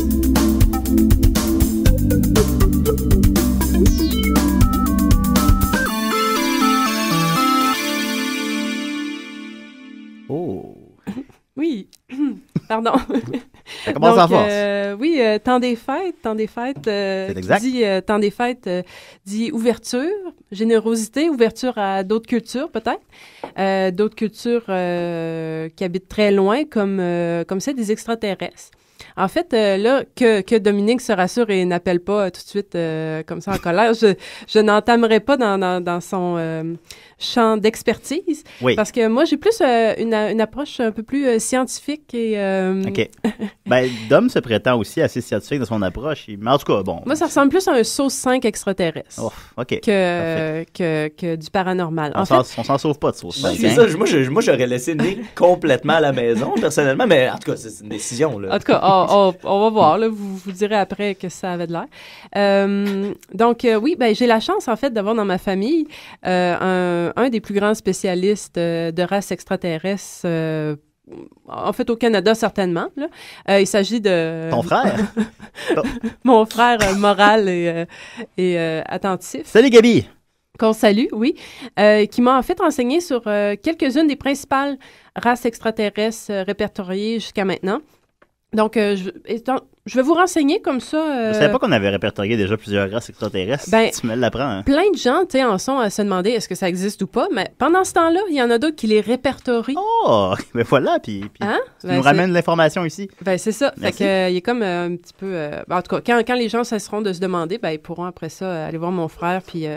savoir lesquels sont à craindre et lesquels sont... Gabriel Desbiens, devenez ami sur Facebook avec lui. Oui, il va vous renseigner encore mieux que moi, parce que moi, je suis vraiment... je ne suis qu'une amateur. Là. Donc, première race, les Pléiadiens. Les Pléiadiens sont une race pacifique portée vers l'évolution et l'élargissement de la conscience. Ils ont l'allure d'humains normaux et sont généralement grands et blonds. On les connaît peu, là. Hein? Je ne sais pas si vous avez déjà... parce qu'en tout cas, ils sont aussi très beaux. Ces êtres souhaiteraient l'élargissement de la conscience sur Terre et tentent d'aider en transmettant des messages aux channelers pour guider les humains. Ça, c'est des humains, canalisateurs. C'est ça. Un célèbre canalisateur, j'ai sa photo ici. Voilà. Sa photo, Monsieur ici, Murphy va la décrire. Qui est très blond lui-même. Non, mais lui, c'est un humain qui recevait les informations des Pléiadiens. Puis qui nous les apporte par la suite. Oui, c'est ça. En fait, il a fait des photos. Et c'est dans une secte, Marianne. Mon frère? Non, toi. Moi, non. Non, OK. Bon, d'accord. C'est lui ici. Ben oui, on dirait Rock Thériault. Voilà. C'est exactement ce que j'avais dit. Puis ça, c'est les photos qu'il a prises des tu me décris, Mathieu. Et en fait, on voit des soucoupes volantes et qui n'ont pas l'air photoshopées du tout. Pas du tout. Non, ça a l'air... moi, j'y crois. C'est pas une image d'un film de science-fiction ou c'est... C'est très dur à dire. C'est très dur à dire. OK. Je vais aller voir, je vais aller essayer de poster ça sur nos Facebook. Oui, va faire ça, c'est bon. OK. Donc, c'est ça, ils ont été en contact pendant plusieurs années, en fait, avec ce Billy Mayer, l'homme barbu, là. Oui. L'homme a pris différentes photos des différentes formes. Oui, c'est ça, des vaisseaux des Pléiadiens. Donc, en voici la preuve sur papier. Deuxième race, que les Pléiadiens aient choisi cet homme-là pour nous communiquer avec nous. Regarde, est-ce qu'on peut tout savoir? Ah, en fait, j'ai la photo des Pléiadiens. C'est ça, c'est comme les hommes blonds. Ah, c'est ça, je suis là-dessus. Tu as fait bon usage de ton imprimante, Marianne. Je vais en poster tout plein. Ça ressemble à ça, là. OK. Fait que, ils peuvent se mêler aux humains, on s'en rendrait pas compte. Là. Mais peut-être, je pense qu'ils sont un peu plus grands que nous, en fait. Peut-être qu'il y a un Pléiadien dans le studio présentement, on le sait pas. Peut-être. Peut-être. On le sait pas. D'accord? Mais ça me rappelle... de blond, ça me rappelle beaucoup, étrangement, le violon gay. On le salue. Ben, il n'y a pas l'air beaucoup de notre monde, hein, le violon gay. Il est ailleurs. Il est très ailleurs. Très ailleurs. Je l'ai rencontré, il m'a cruisé. Oui. C'était pas agréable. Dans une manif? Non, il était effectivement très actif dans les manifs. Moi, je l'ai croisé une couple de fois. Je l'ai vu des manifs, oui. Non, il était venu faire une prestation à la Foire de l'Absurde l'an passé. Puis là, étant donné que l'ambiance était assez malaisante, je me suis dit après, je vais aller dire genre, bravo, t'as fait preuve d'humour, parce que moi, je suis de même, je me sentais mal. Puis immédiatement, il a fait, ouais, mais toi, t'aimes les affaires que je parle, t'aimes-tu ça, toi? Ça t'intéresse-tu? Soit de jouer avec mon pénis avec un archet. Puis j'étais comme, non, mais je suis sûr qu'il y a du monde que ça intéresse, puis bonne chance. Puis non, mais je suis hétéro. Je l'ai fait avec des hétéros aussi. J. Saint-Louis, notamment. J. Saint-Louis. Non, mais c'est... C'était très insistant. C'était une vidéo pour le festival Spasme, je pense. OK. Puis ils l'ont fait? Non, ils l'ont pas fait. Mais il l'a fait devant eux. OK. Ouais. Ah, ouais, c'est ça, puis il sent drôle, puis en tout cas, on le salue. Fait que, vas-y, Marianne. Deuxième race, les Andromédains. On les soubit souvent. Aussi une race évolutive qui viennent d'Andromeda. Mais là, j'ai pas la carte pour vous situer. Là. Très pacifiques, ces êtres ressemblent beaucoup aux humains, mais avec la peau bleue. Donc, c'est un petit peu plus flou. Un peu comme dans Avatar. C'est une photo très réaliste prise sur le vif, là, un peu. Oui, c'est ça, c'est effectivement des avatars. Ouais, des avatars. Des avatars, c'est des bonhommes d'avatar. Exact. Donc, peau bleue, ça, c'est pas mal le seul truc qui diffère. Ils sont télépathes aussi. Ah. Ouais. Donc, voilà. Ont-tu communiqué avec un dude sur la Terre? En tout cas, là, j'ai pas beaucoup de choses sur les Andromédains. Il faudrait que j'approfondisse et vous revienne sur une chronique exclusivement sur les Andromédains. On l'attend. Voilà, troisième race, les gris, que vous avez aussi sur les photos. Là. Il s'agit de la race d'extraterrestres. En fait, là, la grosse tête avec les gros yeux. Là, un peu classique, là, South Park. Ouais, c'est ça. Leur corps est mince. La grosse tête, les gros yeux, tout gris, une petite bédaine. C'est ça. Ben, ils existent. On dirait moi, ça. Ils existent, oui. Ils s'appellent les gris. Et c'est ça, leur corps est mince et gris. Ils ont des yeux d'insectes, genre fourmis. Et c'est eux qui seraient à l'origine des enlèvements humains. Mais pour faire quoi? Pourquoi ils font ça? Leur race serait en train de s'éteindre et ils chercheraient à travers leurs expériences sur les humains de moyens d'éviter l'extinction. C'est eux qui ont Cédrica. Non, on va pas là. Mike a eu des problèmes pour ça. Oui, on le sait. Bon, certains humains ont témoigné avoir subi, pendant leur enlèvement, l'exposition à diverses radiations ou des opérations sans anesthésie. Certaines personnes reviennent sur Terre avec une marque en forme de V dans le creux de chaque main. Ils ne sont pas pacifiques et ils se nourrissent de la peur des humains. Ah, mon Dieu. Oui, c'est ça. Et la dernière race... Ils ne peuvent rien contre moi, alors. La dernière race, mais non la moindre. Ouais. En fait, c'est eux qu'il faut le craindre à tout prix. Les reptiliens. Ils ont l'apparence... Eux autres, ils veulent notre mort. Eux autres, ils sont pas fins. C'est ça. Ils ont l'apparence de crocodiles géants sur deux pattes. C'est eux dans V. Vous vous souvenez de la série télé V? Celle-là qui est pliée, là. Là, de l'autre bord. Parce que je l'ai caché. Les auditeurs ne voyaient pas les photos. Non, mais moi, je poste tout ça sur la page au fur et à mesure. Alors, super productif. Référez-vous à la page Facebook de Décideret pour voir les images de ce que Marianne parle. Donc, mais bon, l'image qu'on a, là, ils sont pas sûrs à 100% que ça ressemble à ça. OK, bon. Là, déjà, on baisse, là, scientifiquement. Mais ils ont un chest. C'est comme les dinosaures, on a des pièces, puis là, on reconstitue l'extérieur, mais c'est pas, je veux dire, c'est presque ça, là, c'est sûr. C'est à peu près ça, là. Ouais. Ils sont vraiment, ils sont très laids. OK. Ce qui est intéressant, eux, ils ont une certaine hiérarchie parmi parmi eux, puis certains reptiliens porteraient une cape. Oui. Je m'excuse. C'est la nervosité de revenir à l'émission. Ça fait longtemps que t'es pas venu, hein? Ça me fait rire. Ça fait combien de temps que t'es pas venu? Ça faisait... la dernière émission, c'était la 69e. Ah oui, tu peux pas la manquer, celle-là que t'avais dit. Ou qu'on t'avait fait dire. J'ai pris congé pour venir. Voilà. Fait que c'est ça, ceux-là qui portent la cape, là, ils seraient vraiment à éviter à tout prix, là, parce que ce serait probablement la royauté de leur race, c'est ça. Il s'agit d'une race régressive. Les reptiliens désirent constamment dominer, et là, c'est intéressant ce qui vient. Ces êtres veulent le pouvoir, et lorsqu'un être humain est dans une certaine position de pouvoir, famille, richesse, poste important, il se manifeste devant ces humains et affirme venir d'une civilisation avancée. Il demande l'aide de ces humains et offre en échange leur technologie avancée. Comme une espèce de commerce équitable. Le troc. C'est ça, mais il s'adresse aux gens de pouvoir, parce que c'est capitaliste. Exact. On s'en sortira jamais. On pensait que notre monde était voué à l'échec, mais c'est plus gros que ça. Même ces autres planètes, c'est comme ça. C'est ça va. Même ces autres planètes, il y a des capes aussi. Ça non plus, on s'en sauve pas. Non. C'est pas très répandu, les capes, hein, par exemple. Plus maintenant. Ben, c'est toujours plus assez. Associé à, à la monarchie, c'est ça, aux super-héros. Ouais. Voilà. C'était ma chronique.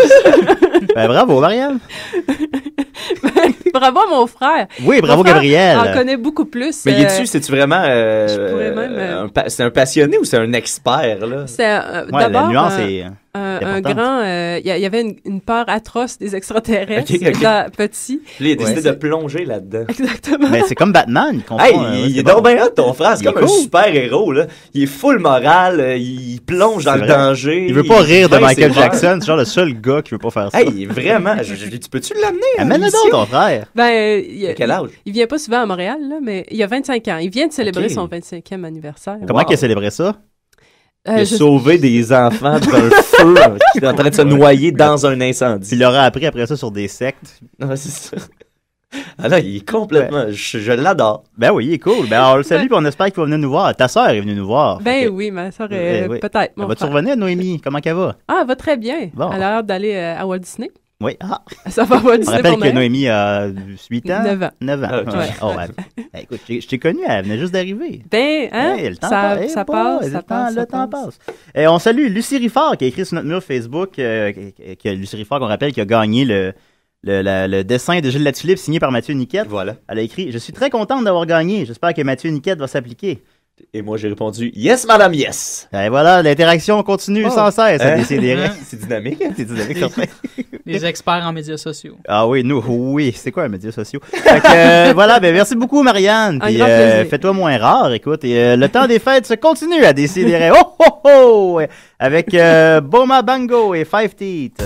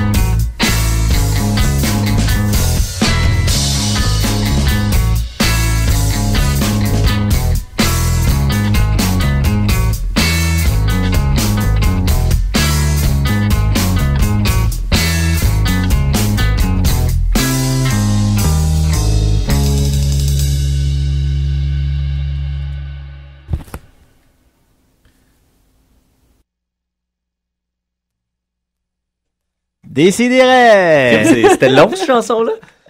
C'était 2 minutes. Une chanson fleuve. Une chanson fleuve de 2 minutes. Ben oui, il fallait qu'on prenne une petite pause. C'est que...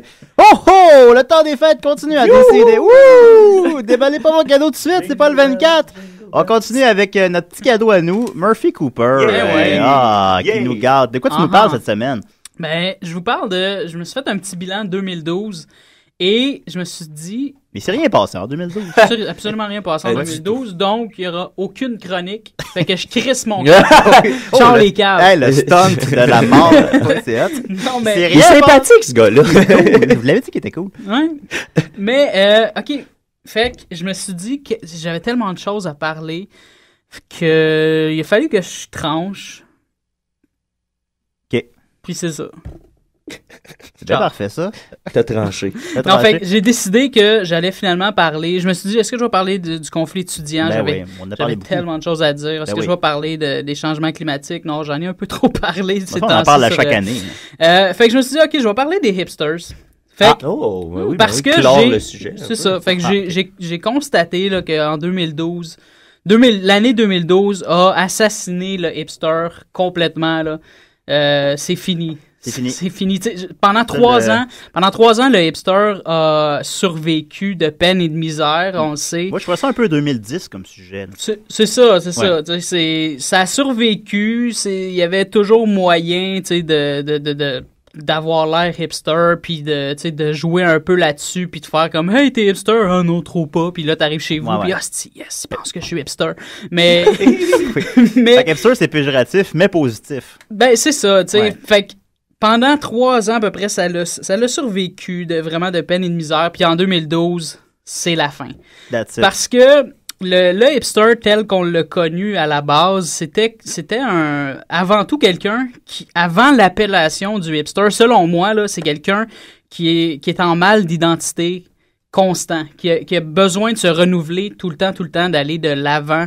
Puis c'est quelqu'un qui assume ce petit feeling rebutant qu'on a au secondaire quand on découvre un groupe de musique, puis que là, quand ça devient connu, ben là, on est plus comme, j'aime plus ça, mais c'est normal, c'est complètement normal, c'est d'assumer que la musique, c'est pas seulement du contenu, mais le contenant aussi, puis c'est très important, l'identité dans un groupe de musique. C'est aussi le boîtier du CD. C'est ça, ouais. Genre, ouais, les images. Fait que c'est important, le packaging puis tout ça. Puis ça, le hipster l'a toujours assumé. Il y a ce feeling rebutant-là, puis ça a commencé aussi avec le emo, mais ça, c'est une autre histoire, là. On dit encore ça, ce mot-là? Non, on dit plus ça. OK, j'ai peur. Fait que c'est ça. Fait que je me suis dit, maintenant, le hipster en 2012 n'est plus un être... le hipster tel qu'on le connaît, là, tu sais, celui qui a refait de surface. Il n'est plus l'être condescendant qui est en mal d'identité, qui cherche à se renouveler constamment. C'est plus une personne complaisante sur les médias sociaux qui va s'en tenir à ce qu'on connaît déjà, tu sais, ce qui est facilement identifiable en tant que hipster par le commun des mortels. Fait que j'ai fait une liste de 5 points importants que j'ai constaté chez les entre parenthèses hipsters, les hipsters bientôt, que j'ai sur mon newsfeed Facebook que je vois passer constamment.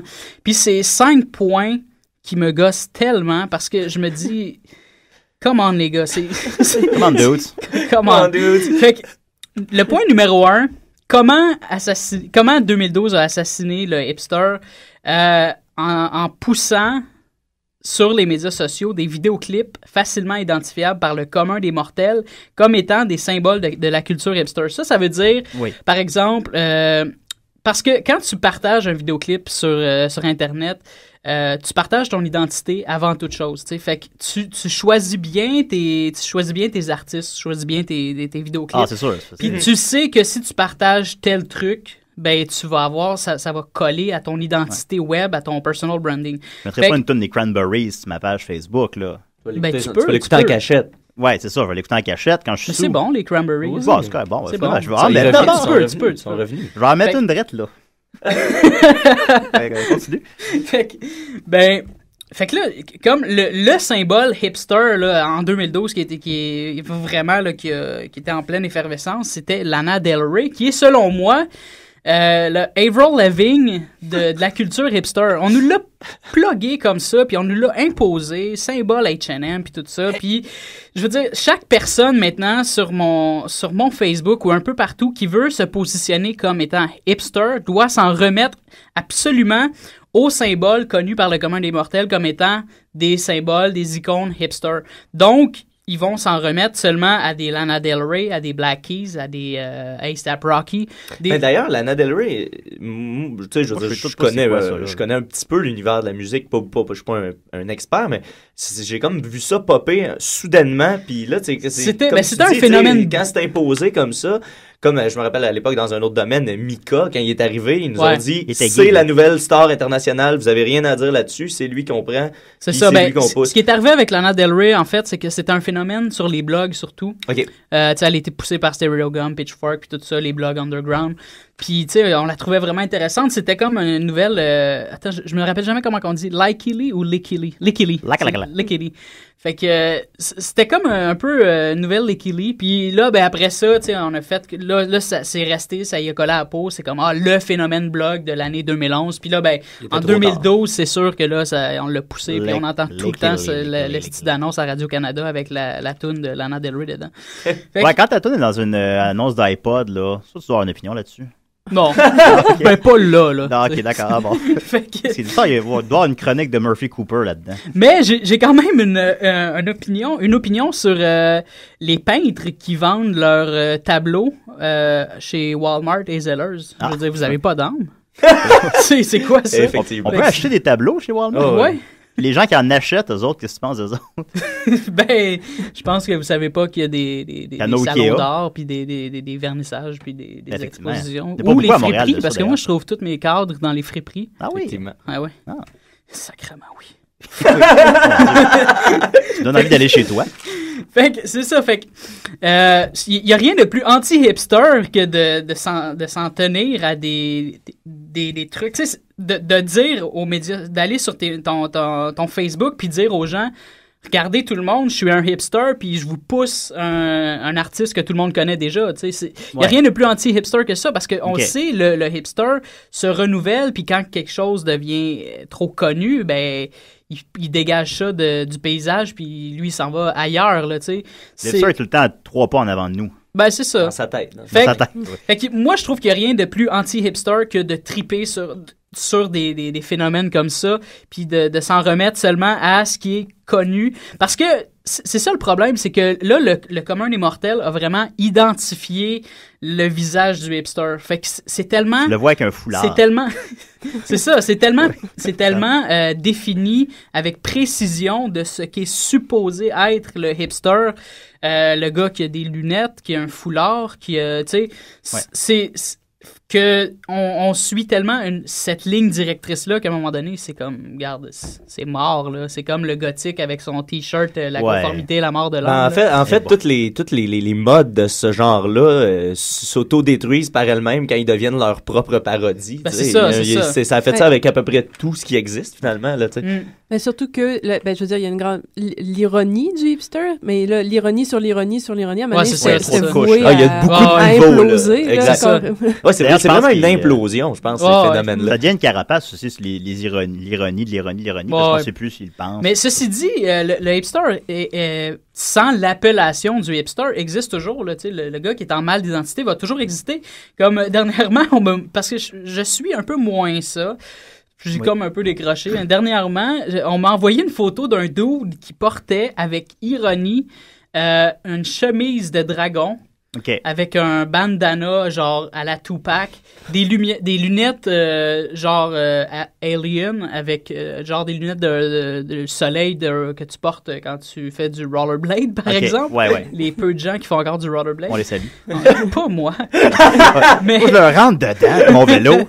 Mais, fait que, on m'a envoyé ça, puis j'étais comme, c'est vraiment là que c'est rendu, là, comme... Fait que c'est comme, à un moment donné, on pousse trop l'ironie. Fait que je dis pas que le hipster comme tel n'existe plus, mais l'appellation, là, c'est fini, c'est galvaudé. Je pourrais me promener juste en bedaine avec une cravate, supposons. Ça, Oui, tu vois ça, ok. Je lance des idées. Je lance des modes. Fait que sans trop m'étaler, parce que là, il est déjà 40. Pas grave, vas-y. Le 11h40 pour ceux qui nous suivent en rediffusion. Oui. Le point numéro 2, la Pabst Blue Ribbon. Mais j'aime ça, moi, de la Pabst. Ben oui, c'est bon, de la Pabst. Ouais. C'est pas cher, c'est bon. J'adore le logo de la Pabst. Ouais. Mais est-ce que je bois de la Pabst en toute conscience que je suis hipster parce que je bois de la Pabst? Fuck, non. Ben non, c'est moins cher au dépanneur. C'est ça. C'est pas pour mais je veux dire, à un certain temps, c'était un symbole hipster. Et là, ça l'est comme beaucoup trop, là. Je veux dire, à partir du moment que ça a traversé les continents, puis que comme tout le monde sait que c'est un symbole hipster, ben ça l'est juste plus, là. J'ai déjà moi-même hésité en allant dans un party où il y avait des gens que je connaissais peu. Je me rappelle d'avoir hésité à m'acheter de la Pabst justement pour dire, j'ai pas envie d'être identifié, tagué comme le hipster de la place, tu sais. J'avais peur d'être... Ben, c'est ça. Regarde-le, il vient avec sa Pabst pour le look. Mais non, moi, je bois de la Pabst à cause de Gran Torino. C'est à cause de ça que ben oui, c'est vrai. Il y a beaucoup de temps là-dedans. Tu vois, c'est la preuve la plus flagrante que le hipster ne boit plus de Pabst. C'est justement que t'aies peur que le commun des mortels t'identifie comme hipster en buvant de la Pabst. Aussi, dans les bars, ils en servent maintenant des canettes de Pabst. Là. Des grosses canettes. Ouais. Fait que ça me fait chier. Mais ça se peut. Ouais. Fait que c'était mon opinion là-dessus. Je veux dire, à un moment donné, là, quand on le sait trop puis que Marie-Claude Lortie prend ça comme référence dans un article à la presse. C'est pas qu'elle connaît pas ça, c'est pas qu'elle connaît rien là-dedans, là, si je dis pas ça. Mais c'est que quand, à un moment donné, quelqu'un le plug comme étant quelque chose de hipster, ça l'est plus. C'est fini. Fait que c'est mort. C'est mort. Ça existe plus. Fait que là, ça va être quoi le post-hipster? Ben ça j'aurais une autre chronique à faire là-dessus. Là. J'en aurais beaucoup à dire là-dessus. Alors, je t'invite officiellement à revenir des nôtres en 2013. J'espère. À nous en parler. Ben oui, parce que des points, là, t'as l'air de penser que c'est fini. Il reste 3 points. Ah, je pensais que c'était fini. Il close ça quand ça y tente. Non, ok, continue. C'est un top 5, pas un top 2. Ben, t'as bien raison, t'as dit ça tantôt. Le numéro 3, ça serait les lancements d'Urbania avec le déguisement hipster. T'sais, parce que à chaque fois que je suis allé dans des lancements d'Urbania, c'est vraiment agréable. J'imagine. C'est très cool comme ambiance. Mais faut surtout rester à la fin. C'est là que les gens font du PR. Les autres, là, les gens facultatifs crissent leur camp avant tout le monde. Puis c'est à la fin qu'on fait du vrai PR. Les autres qui servent de décoration parce qu'ils arrivent avec leurs fausses lunettes qui se sont achetées pour l'occasion ou qui se sont louées chez Urban Outfitters. On peut louer des lunettes? Oui, ça devrait. Ça devrait. Non, ben je veux dire, t'es achètes puis t'es retournes avant. Ouais. Fait que moi, je trouve ça drôle. Je trouvais ça drôle. À toutes les fois que j'étais allé dans les lancements d'Urbania, j'avais l'impression de me retrouver comme dans les Vans Warped Tour de notre adolescence. Quand t'avais tout le temps... Toi, mettons, moi, j'avais ma petite gang d'amis qui faisaient du skate ou on avait des amis punk puis tout ça. Puis t'avais tout le temps le gars qui était de style fresh ou prep. Oui, les preppies. Puis ce gars-là, ça a donné qu'il aimait ça, Guttermouth, lui aussi. Mais c'était un prep qui s'habillait avec du Fila puis du Tommy Hilfiger. Fait qu'il voulait fitter dans le moule. Il voulait venir au Vans Warped Tour, mais il voulait qu'on y prête du linge. Il voulait pas se salir. Fait que lui, il voulait pas se salir. Fait que lui, pour fitter dans le moule, ben, il fallait absolument qu'on y prête du linge. Fait qu'il se déguisait en skater avec des chandails de Pennywise pendant une journée avec des Converse à bout de blanc. Pendant une journée, puis le lendemain, ben, il redevenait qui était, soit l'avant douchebag. Mais pourtant, une partie de lui était le gars qui se déguisait ce jour-là. Oui, parce qu'il aimait quand même. Ouais, puis tu sais, tu vas pas te faire, à l'adolescence, évidemment, tu vas pas te faire écœurer puis être l'espèce de tâche qui a pas rapport dans le moule, là, tu sais. Fait que moi, je trouve que c'était souvent comme ça quand j'allais dans les lancements Urbania. T'avais les gens déguisés en hipster.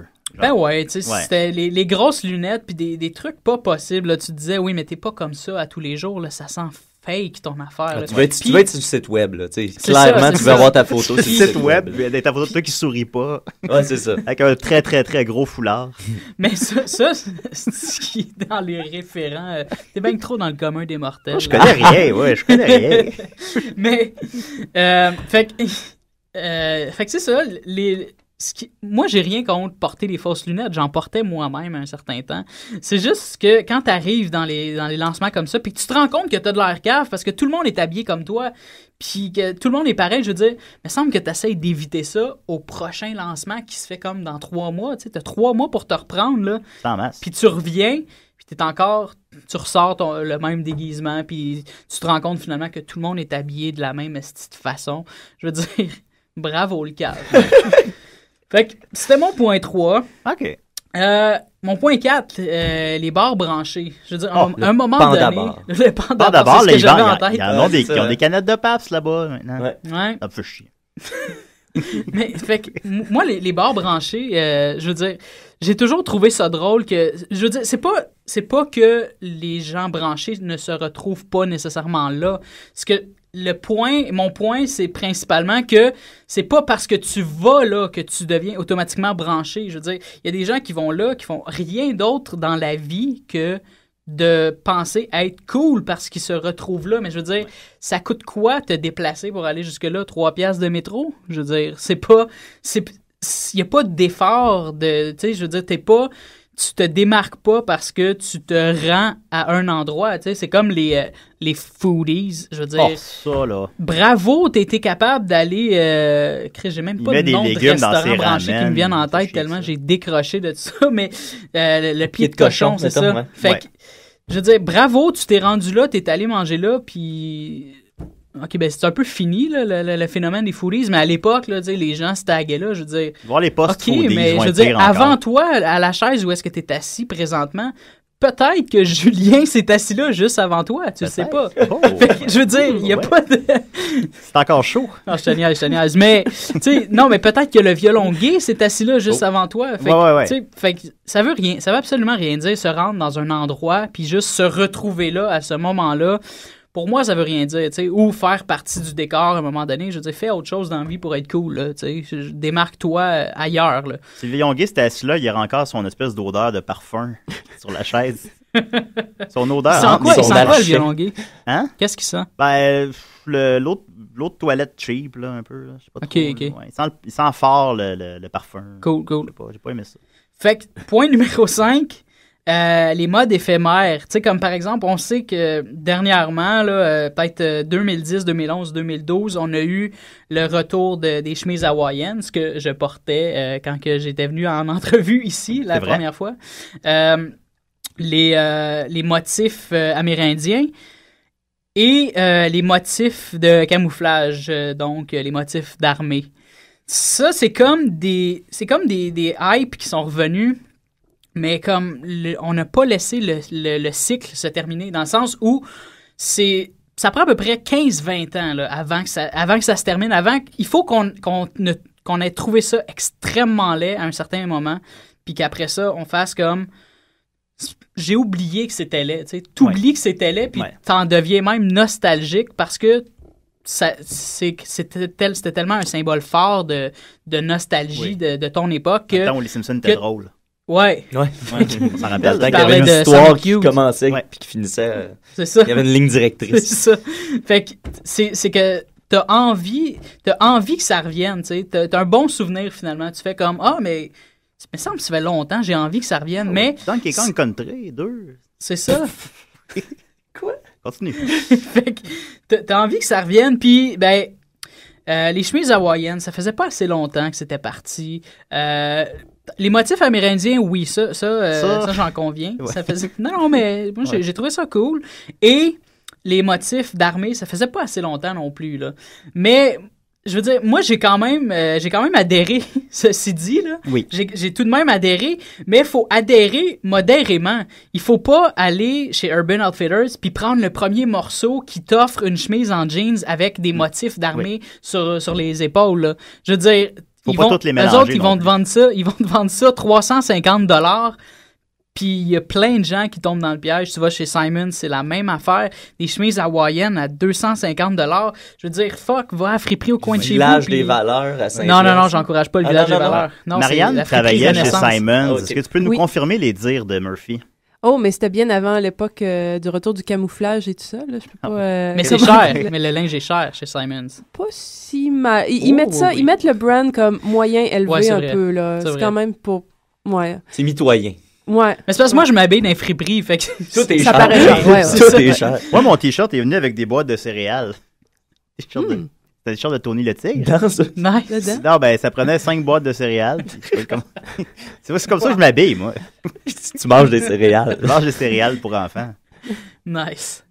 Fait que, c'est ça, c'est juste arrêter de tomber dans le panneau de dépenser des 250$ pour un petit motif amérindien que tu le sais que de toute façon, c'est complètement passager. C'est pas comme les chemises carrées, parce qu'on sait que les chemises, le mot carré est le vrai mot pour carotter.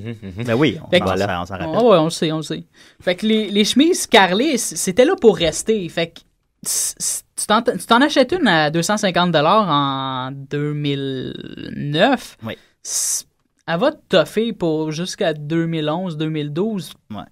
Assurément, là. Tandis que des chemises hawaïennes, tu vas te l'acheter à friperie. Elle va être vintage en plus, en prime. Puis tu l'auras pas payé 250$ pour une mode qui a duré genre quoi? Un été, 2 étés. Tu as le cas de regarder ta chemise dans les yeux.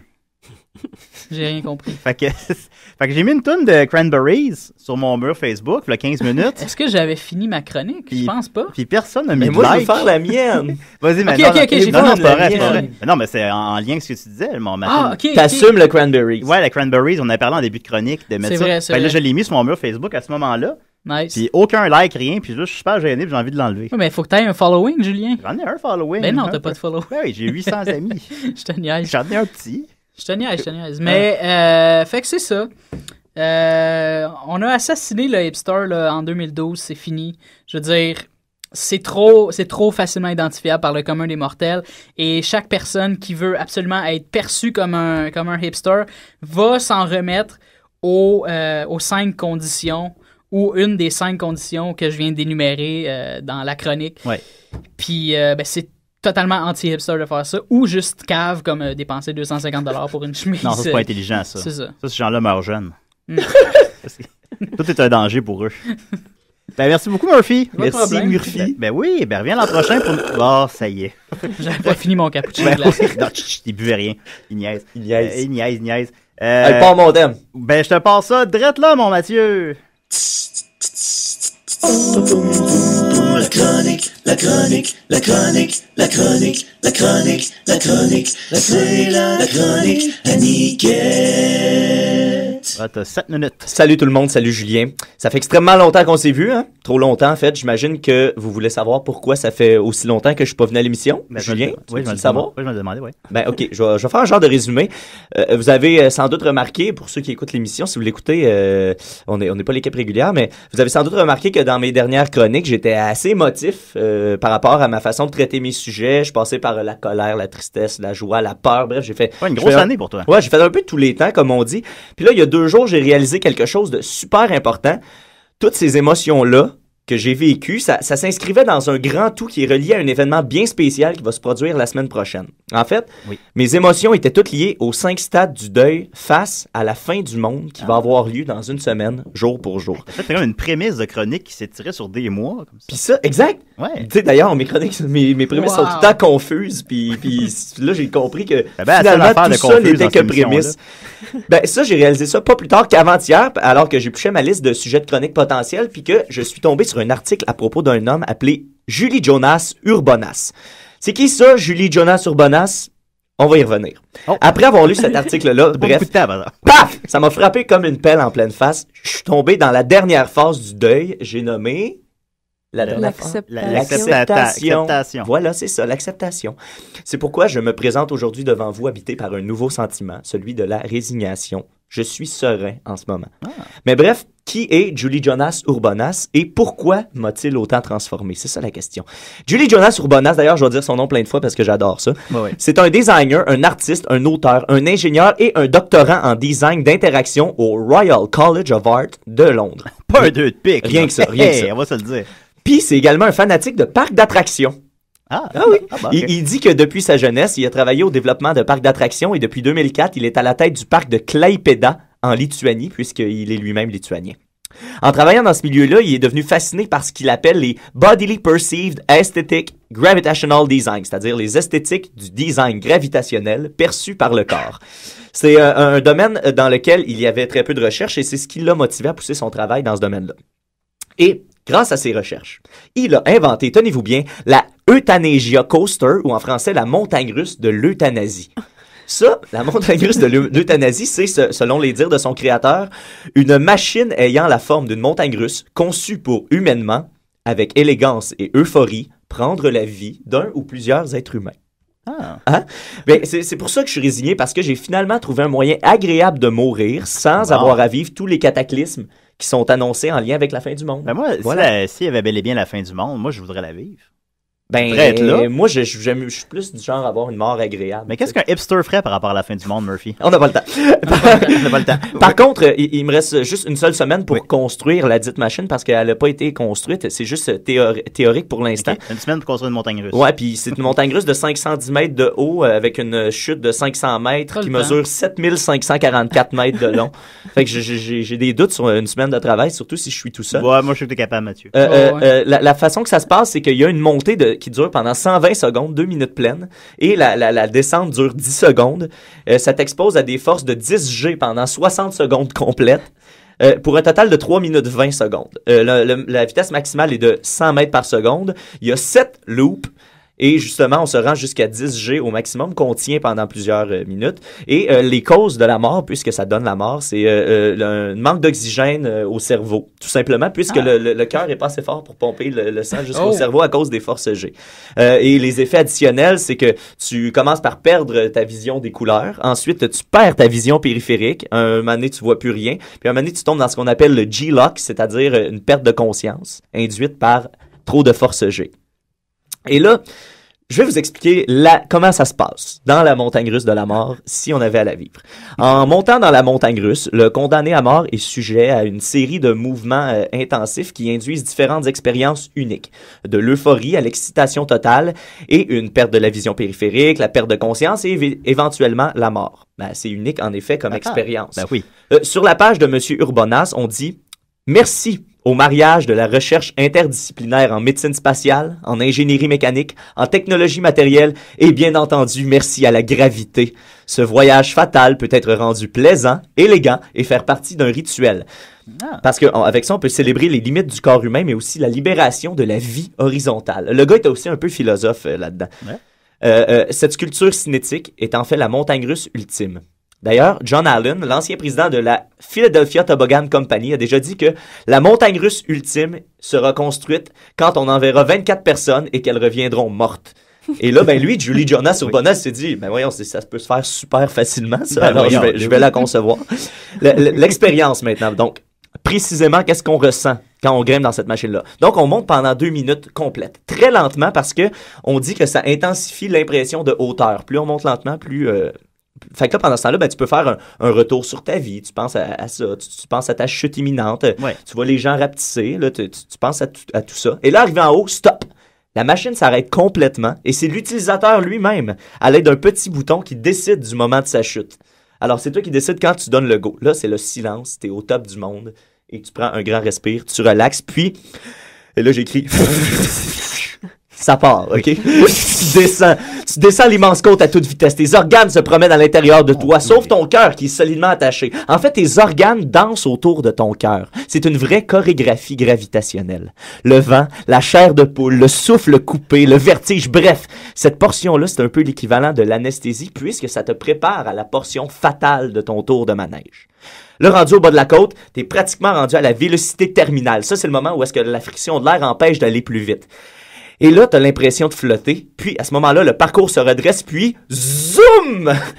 J'ai craché beaucoup en disant ça. C'est vrai qu'il écrit ça en plus. Zoom! La série de loops commence.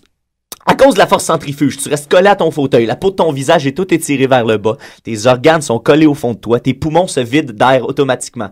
Rendu là, au premier loop, t'es sûrement déjà inconscient parce que ton sang est tout concentré dans le bas de ton corps puis ton cerveau commence à manquer d'oxygène.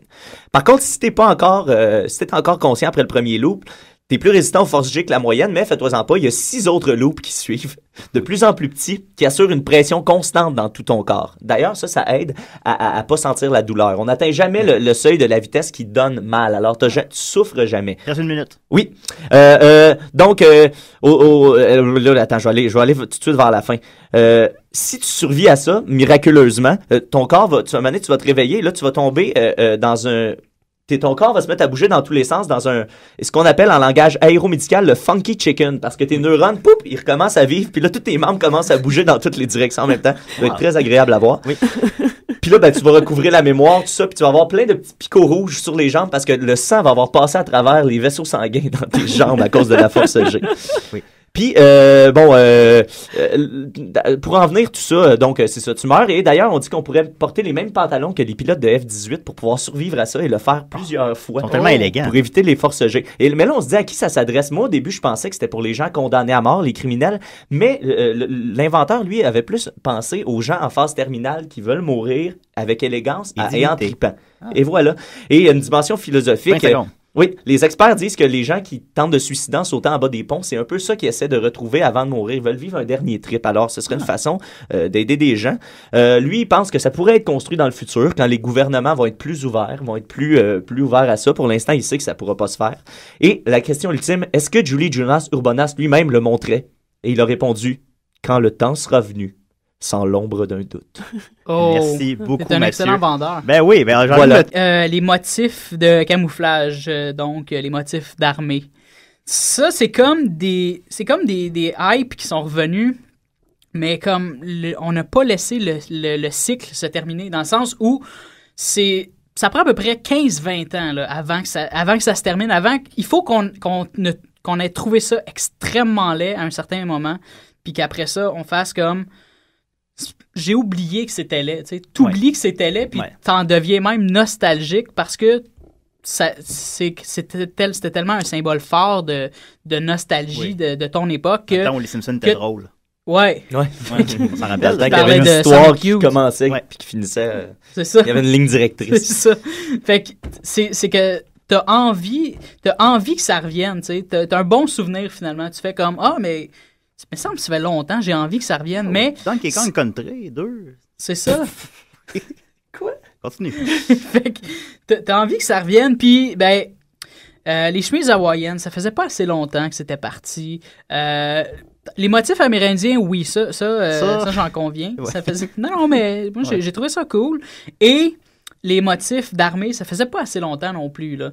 Mais, je veux dire, moi, j'ai quand même adhéré, ceci dit, là. Oui. J'ai tout de même adhéré, mais il faut adhérer modérément. Il faut pas aller chez Urban Outfitters puis prendre le premier morceau qui t'offre une chemise en jeans avec des motifs d'armée sur les épaules, là. Je veux dire... Faut pas toutes les mélanger. Eux autres, ils vont te vendre ça $350. Puis il y a plein de gens qui tombent dans le piège. Tu vas chez Simon, c'est la même affaire. Des chemises hawaïennes à $250. Je veux dire, va à friperie au coin de chez vous. Village des valeurs à Saint-Jean. Non, j'encourage pas le village des valeurs. Non, Marianne travaillait chez Simon. Est-ce que tu peux nous confirmer les dires de Murphy? Oh, mais c'était bien avant l'époque du retour du camouflage et tout ça. Là. Je peux pas, mais c'est cher. Mais le linge est cher chez Simons. Pas si mal. Ils mettent ça, ils mettent le brand comme moyen élevé un peu. Là. C'est quand même pour... Ouais. C'est mitoyen. Ouais. Mais c'est parce que moi, je m'habille dans les friperies. Fait que tout est ça cher. Paraît Tout est cher. Moi, mon t-shirt est venu avec des boîtes de céréales. C'était le t-shirt de Tony le Tigre. Nice. Non, ça prenait 5 boîtes de céréales. C'est comme ça que je m'habille, moi. Tu manges des céréales. Je mange des céréales pour enfants. Nice. Fait que, c'est ça, c'est juste arrêter de tomber dans le panneau de dépenser des $250 pour un petit motif amérindien que tu le sais que de toute façon, c'est complètement passager. C'est pas comme les chemises carrées, parce qu'on sait que les chemises, le mot carré est le vrai mot pour carotter. Ben oui, on s'en rappelle. Ouais, on le sait. Fait que les chemises carrées, c'était là pour rester. Fait que tu t'en achètes une à $250 en 2009. Oui. Elle va te toffer pour jusqu'à 2011, 2012. Ouais. Assurément, là. Tandis que des chemises hawaïennes, tu vas te l'acheter à friperie. Elle va être vintage en plus, en prime. Puis tu l'auras pas payé 250$ pour une mode qui a duré genre quoi? Un été, 2 étés. Tu as le cas de regarder ta chemise dans les yeux.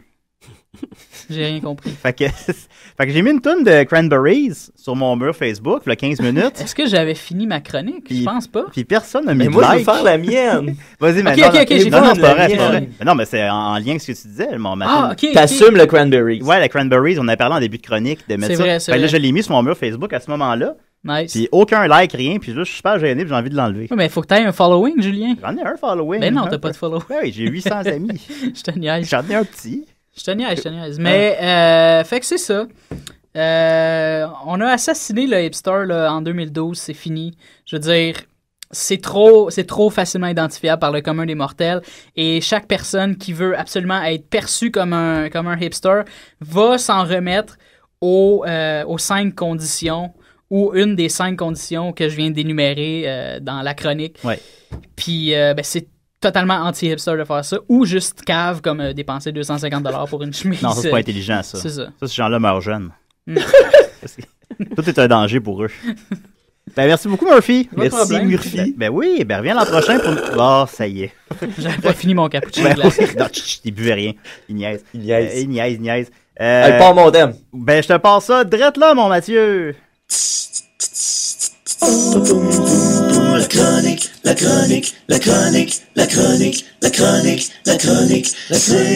chronique à Niquette. T'as 7 minutes. Salut tout le monde, salut Julien. Ça fait extrêmement longtemps qu'on s'est vu, hein? trop longtemps, en fait. J'imagine que vous voulez savoir pourquoi ça fait aussi longtemps que je suis pas venu à l'émission. Julien, tu veux le savoir? Oui, je vais le demander, oui. Ben, OK, je vais faire un genre de résumé.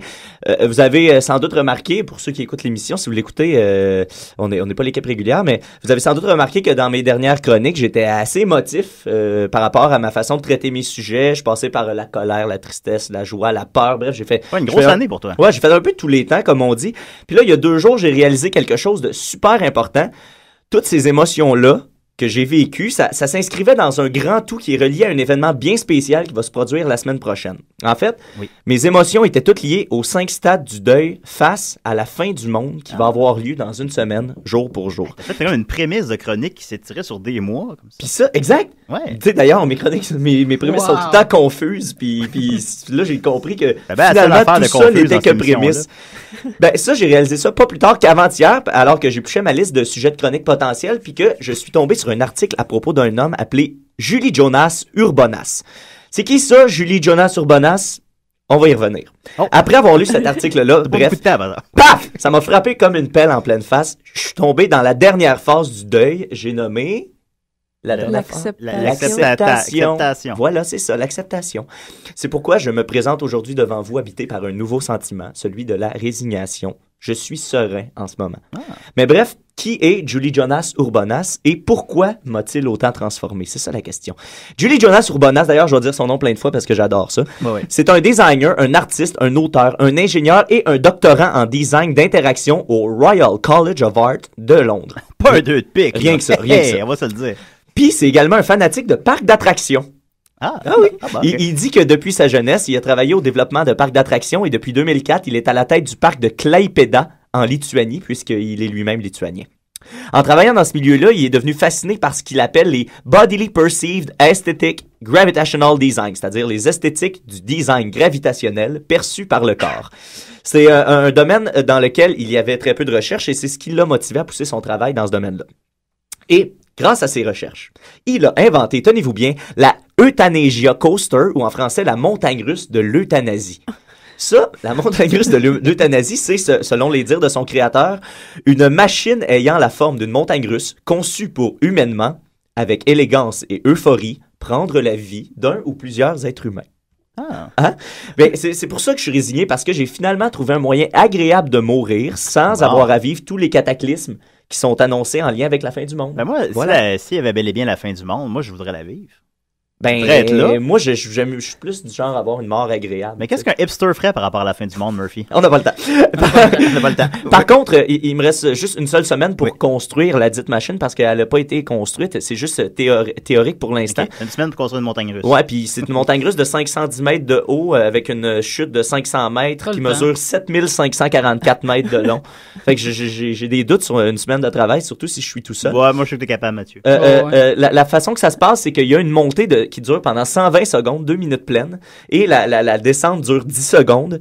Ça t'expose à des forces de 10 G pendant 60 secondes complètes, pour un total de 3 minutes 20 secondes. La vitesse maximale est de 100 mètres par seconde. Il y a 7 loops.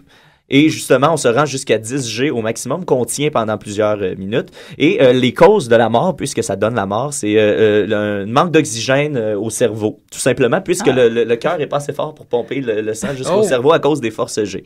Et les effets additionnels, c'est que tu commences par perdre ta vision des couleurs. Ensuite, tu perds ta vision périphérique. Un moment donné, tu vois plus rien. Puis un moment donné, tu tombes dans ce qu'on appelle le G-lock, c'est-à-dire une perte de conscience induite par trop de forces G. Et là, je vais vous expliquer comment ça se passe dans la montagne russe de la mort si on avait à la vivre. En montant dans la montagne russe, le condamné à mort est sujet à une série de mouvements intensifs qui induisent différentes expériences uniques. De l'euphorie à l'excitation totale et une perte de la vision périphérique, la perte de conscience et éventuellement la mort. Ben, c'est unique en effet comme expérience. Ben oui. Sur la page de M. Urbonas, on dit « Merci ». Au mariage de la recherche interdisciplinaire en médecine spatiale, en ingénierie mécanique, en technologie matérielle et bien entendu, merci à la gravité. Ce voyage fatal peut être rendu plaisant, élégant et faire partie d'un rituel. Parce qu'avec ça, on peut célébrer les limites du corps humain, mais aussi la libération de la vie horizontale. Le gars était aussi un peu philosophe là-dedans. Cette sculpture cinétique est en fait la montagne russe ultime. D'ailleurs, John Allen, l'ancien président de la Philadelphia Toboggan Company, a déjà dit que la montagne russe ultime sera construite quand on enverra 24 personnes et qu'elles reviendront mortes. Et là, ben lui, Julie Jonas Urbonas s'est dit, ben voyons, ça peut se faire super facilement, ça. Alors, je vais la concevoir. L'expérience maintenant. Donc, précisément, qu'est-ce qu'on ressent quand on grimpe dans cette machine-là? Donc, on monte pendant 2 minutes complètes. Très lentement parce que on dit que ça intensifie l'impression de hauteur. Plus on monte lentement, plus... Fait que là, pendant ce temps-là, ben, tu peux faire un retour sur ta vie. Tu penses à ça. Tu penses à ta chute imminente. Ouais. Tu vois les gens rapetisser. Là, tu penses à tout ça. Et là, arrivé en haut, stop! La machine s'arrête complètement et c'est l'utilisateur lui-même, à l'aide d'un petit bouton, qui décide du moment de sa chute. Alors, c'est toi qui décides quand tu donnes le go. Là, c'est le silence. T'es au top du monde et tu prends un grand respire, tu relaxes, puis... Et là, j'écris... Ça part, OK? Tu descends l'immense côte à toute vitesse. Tes organes se promènent à l'intérieur de toi, sauf ton cœur qui est solidement attaché. En fait, tes organes dansent autour de ton cœur. C'est une vraie chorégraphie gravitationnelle. Le vent, la chair de poule, le souffle coupé, le vertige, bref. Cette portion-là, c'est un peu l'équivalent de l'anesthésie puisque ça te prépare à la portion fatale de ton tour de manège. Là, rendu au bas de la côte, t'es pratiquement rendu à la vélocité terminale. Ça, c'est le moment où est-ce que la friction de l'air empêche d'aller plus vite. Et là, t'as l'impression de flotter. Puis, à ce moment-là, le parcours se redresse, puis zoom! J'ai craché beaucoup en disant ça. C'est vrai qu'il écrit ça en plus. Zoom! La série de loops commence. À cause de la force centrifuge, tu restes collé à ton fauteuil. La peau de ton visage est toute étirée vers le bas. Tes organes sont collés au fond de toi. Tes poumons se vident d'air automatiquement. Rendu là, au premier loop, t'es sûrement déjà inconscient parce que ton sang est tout concentré dans le bas de ton corps puis ton cerveau commence à manquer d'oxygène. Par contre, si t'es encore conscient après le premier loop, t'es plus résistant aux forces G que la moyenne, mais fais-toi-en pas, il y a 6 autres loops qui suivent, de plus en plus petits, qui assurent une pression constante dans tout ton corps. D'ailleurs, ça aide à pas sentir la douleur. On n'atteint jamais le seuil de la vitesse qui donne mal. Alors, tu souffres jamais. Il reste 1 minute. Oui. Donc, là, attends, je vais aller tout de suite vers la fin. Si tu survis à ça, miraculeusement, ton corps à un moment donné, tu vas te réveiller, là, tu vas tomber dans un...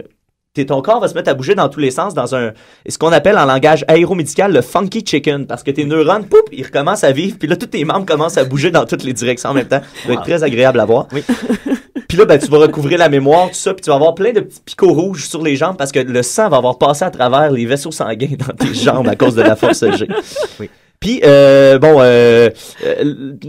en venir tout ça, donc c'est ça, tu meurs. Et d'ailleurs, on dit qu'on pourrait porter les mêmes pantalons que les pilotes de F-18 pour pouvoir survivre à ça et le faire plusieurs fois. Ils sont tellement élégants. Pour éviter les forces G. Mais là, on se dit à qui ça s'adresse. Moi, au début, je pensais que c'était pour les gens condamnés à mort, les criminels.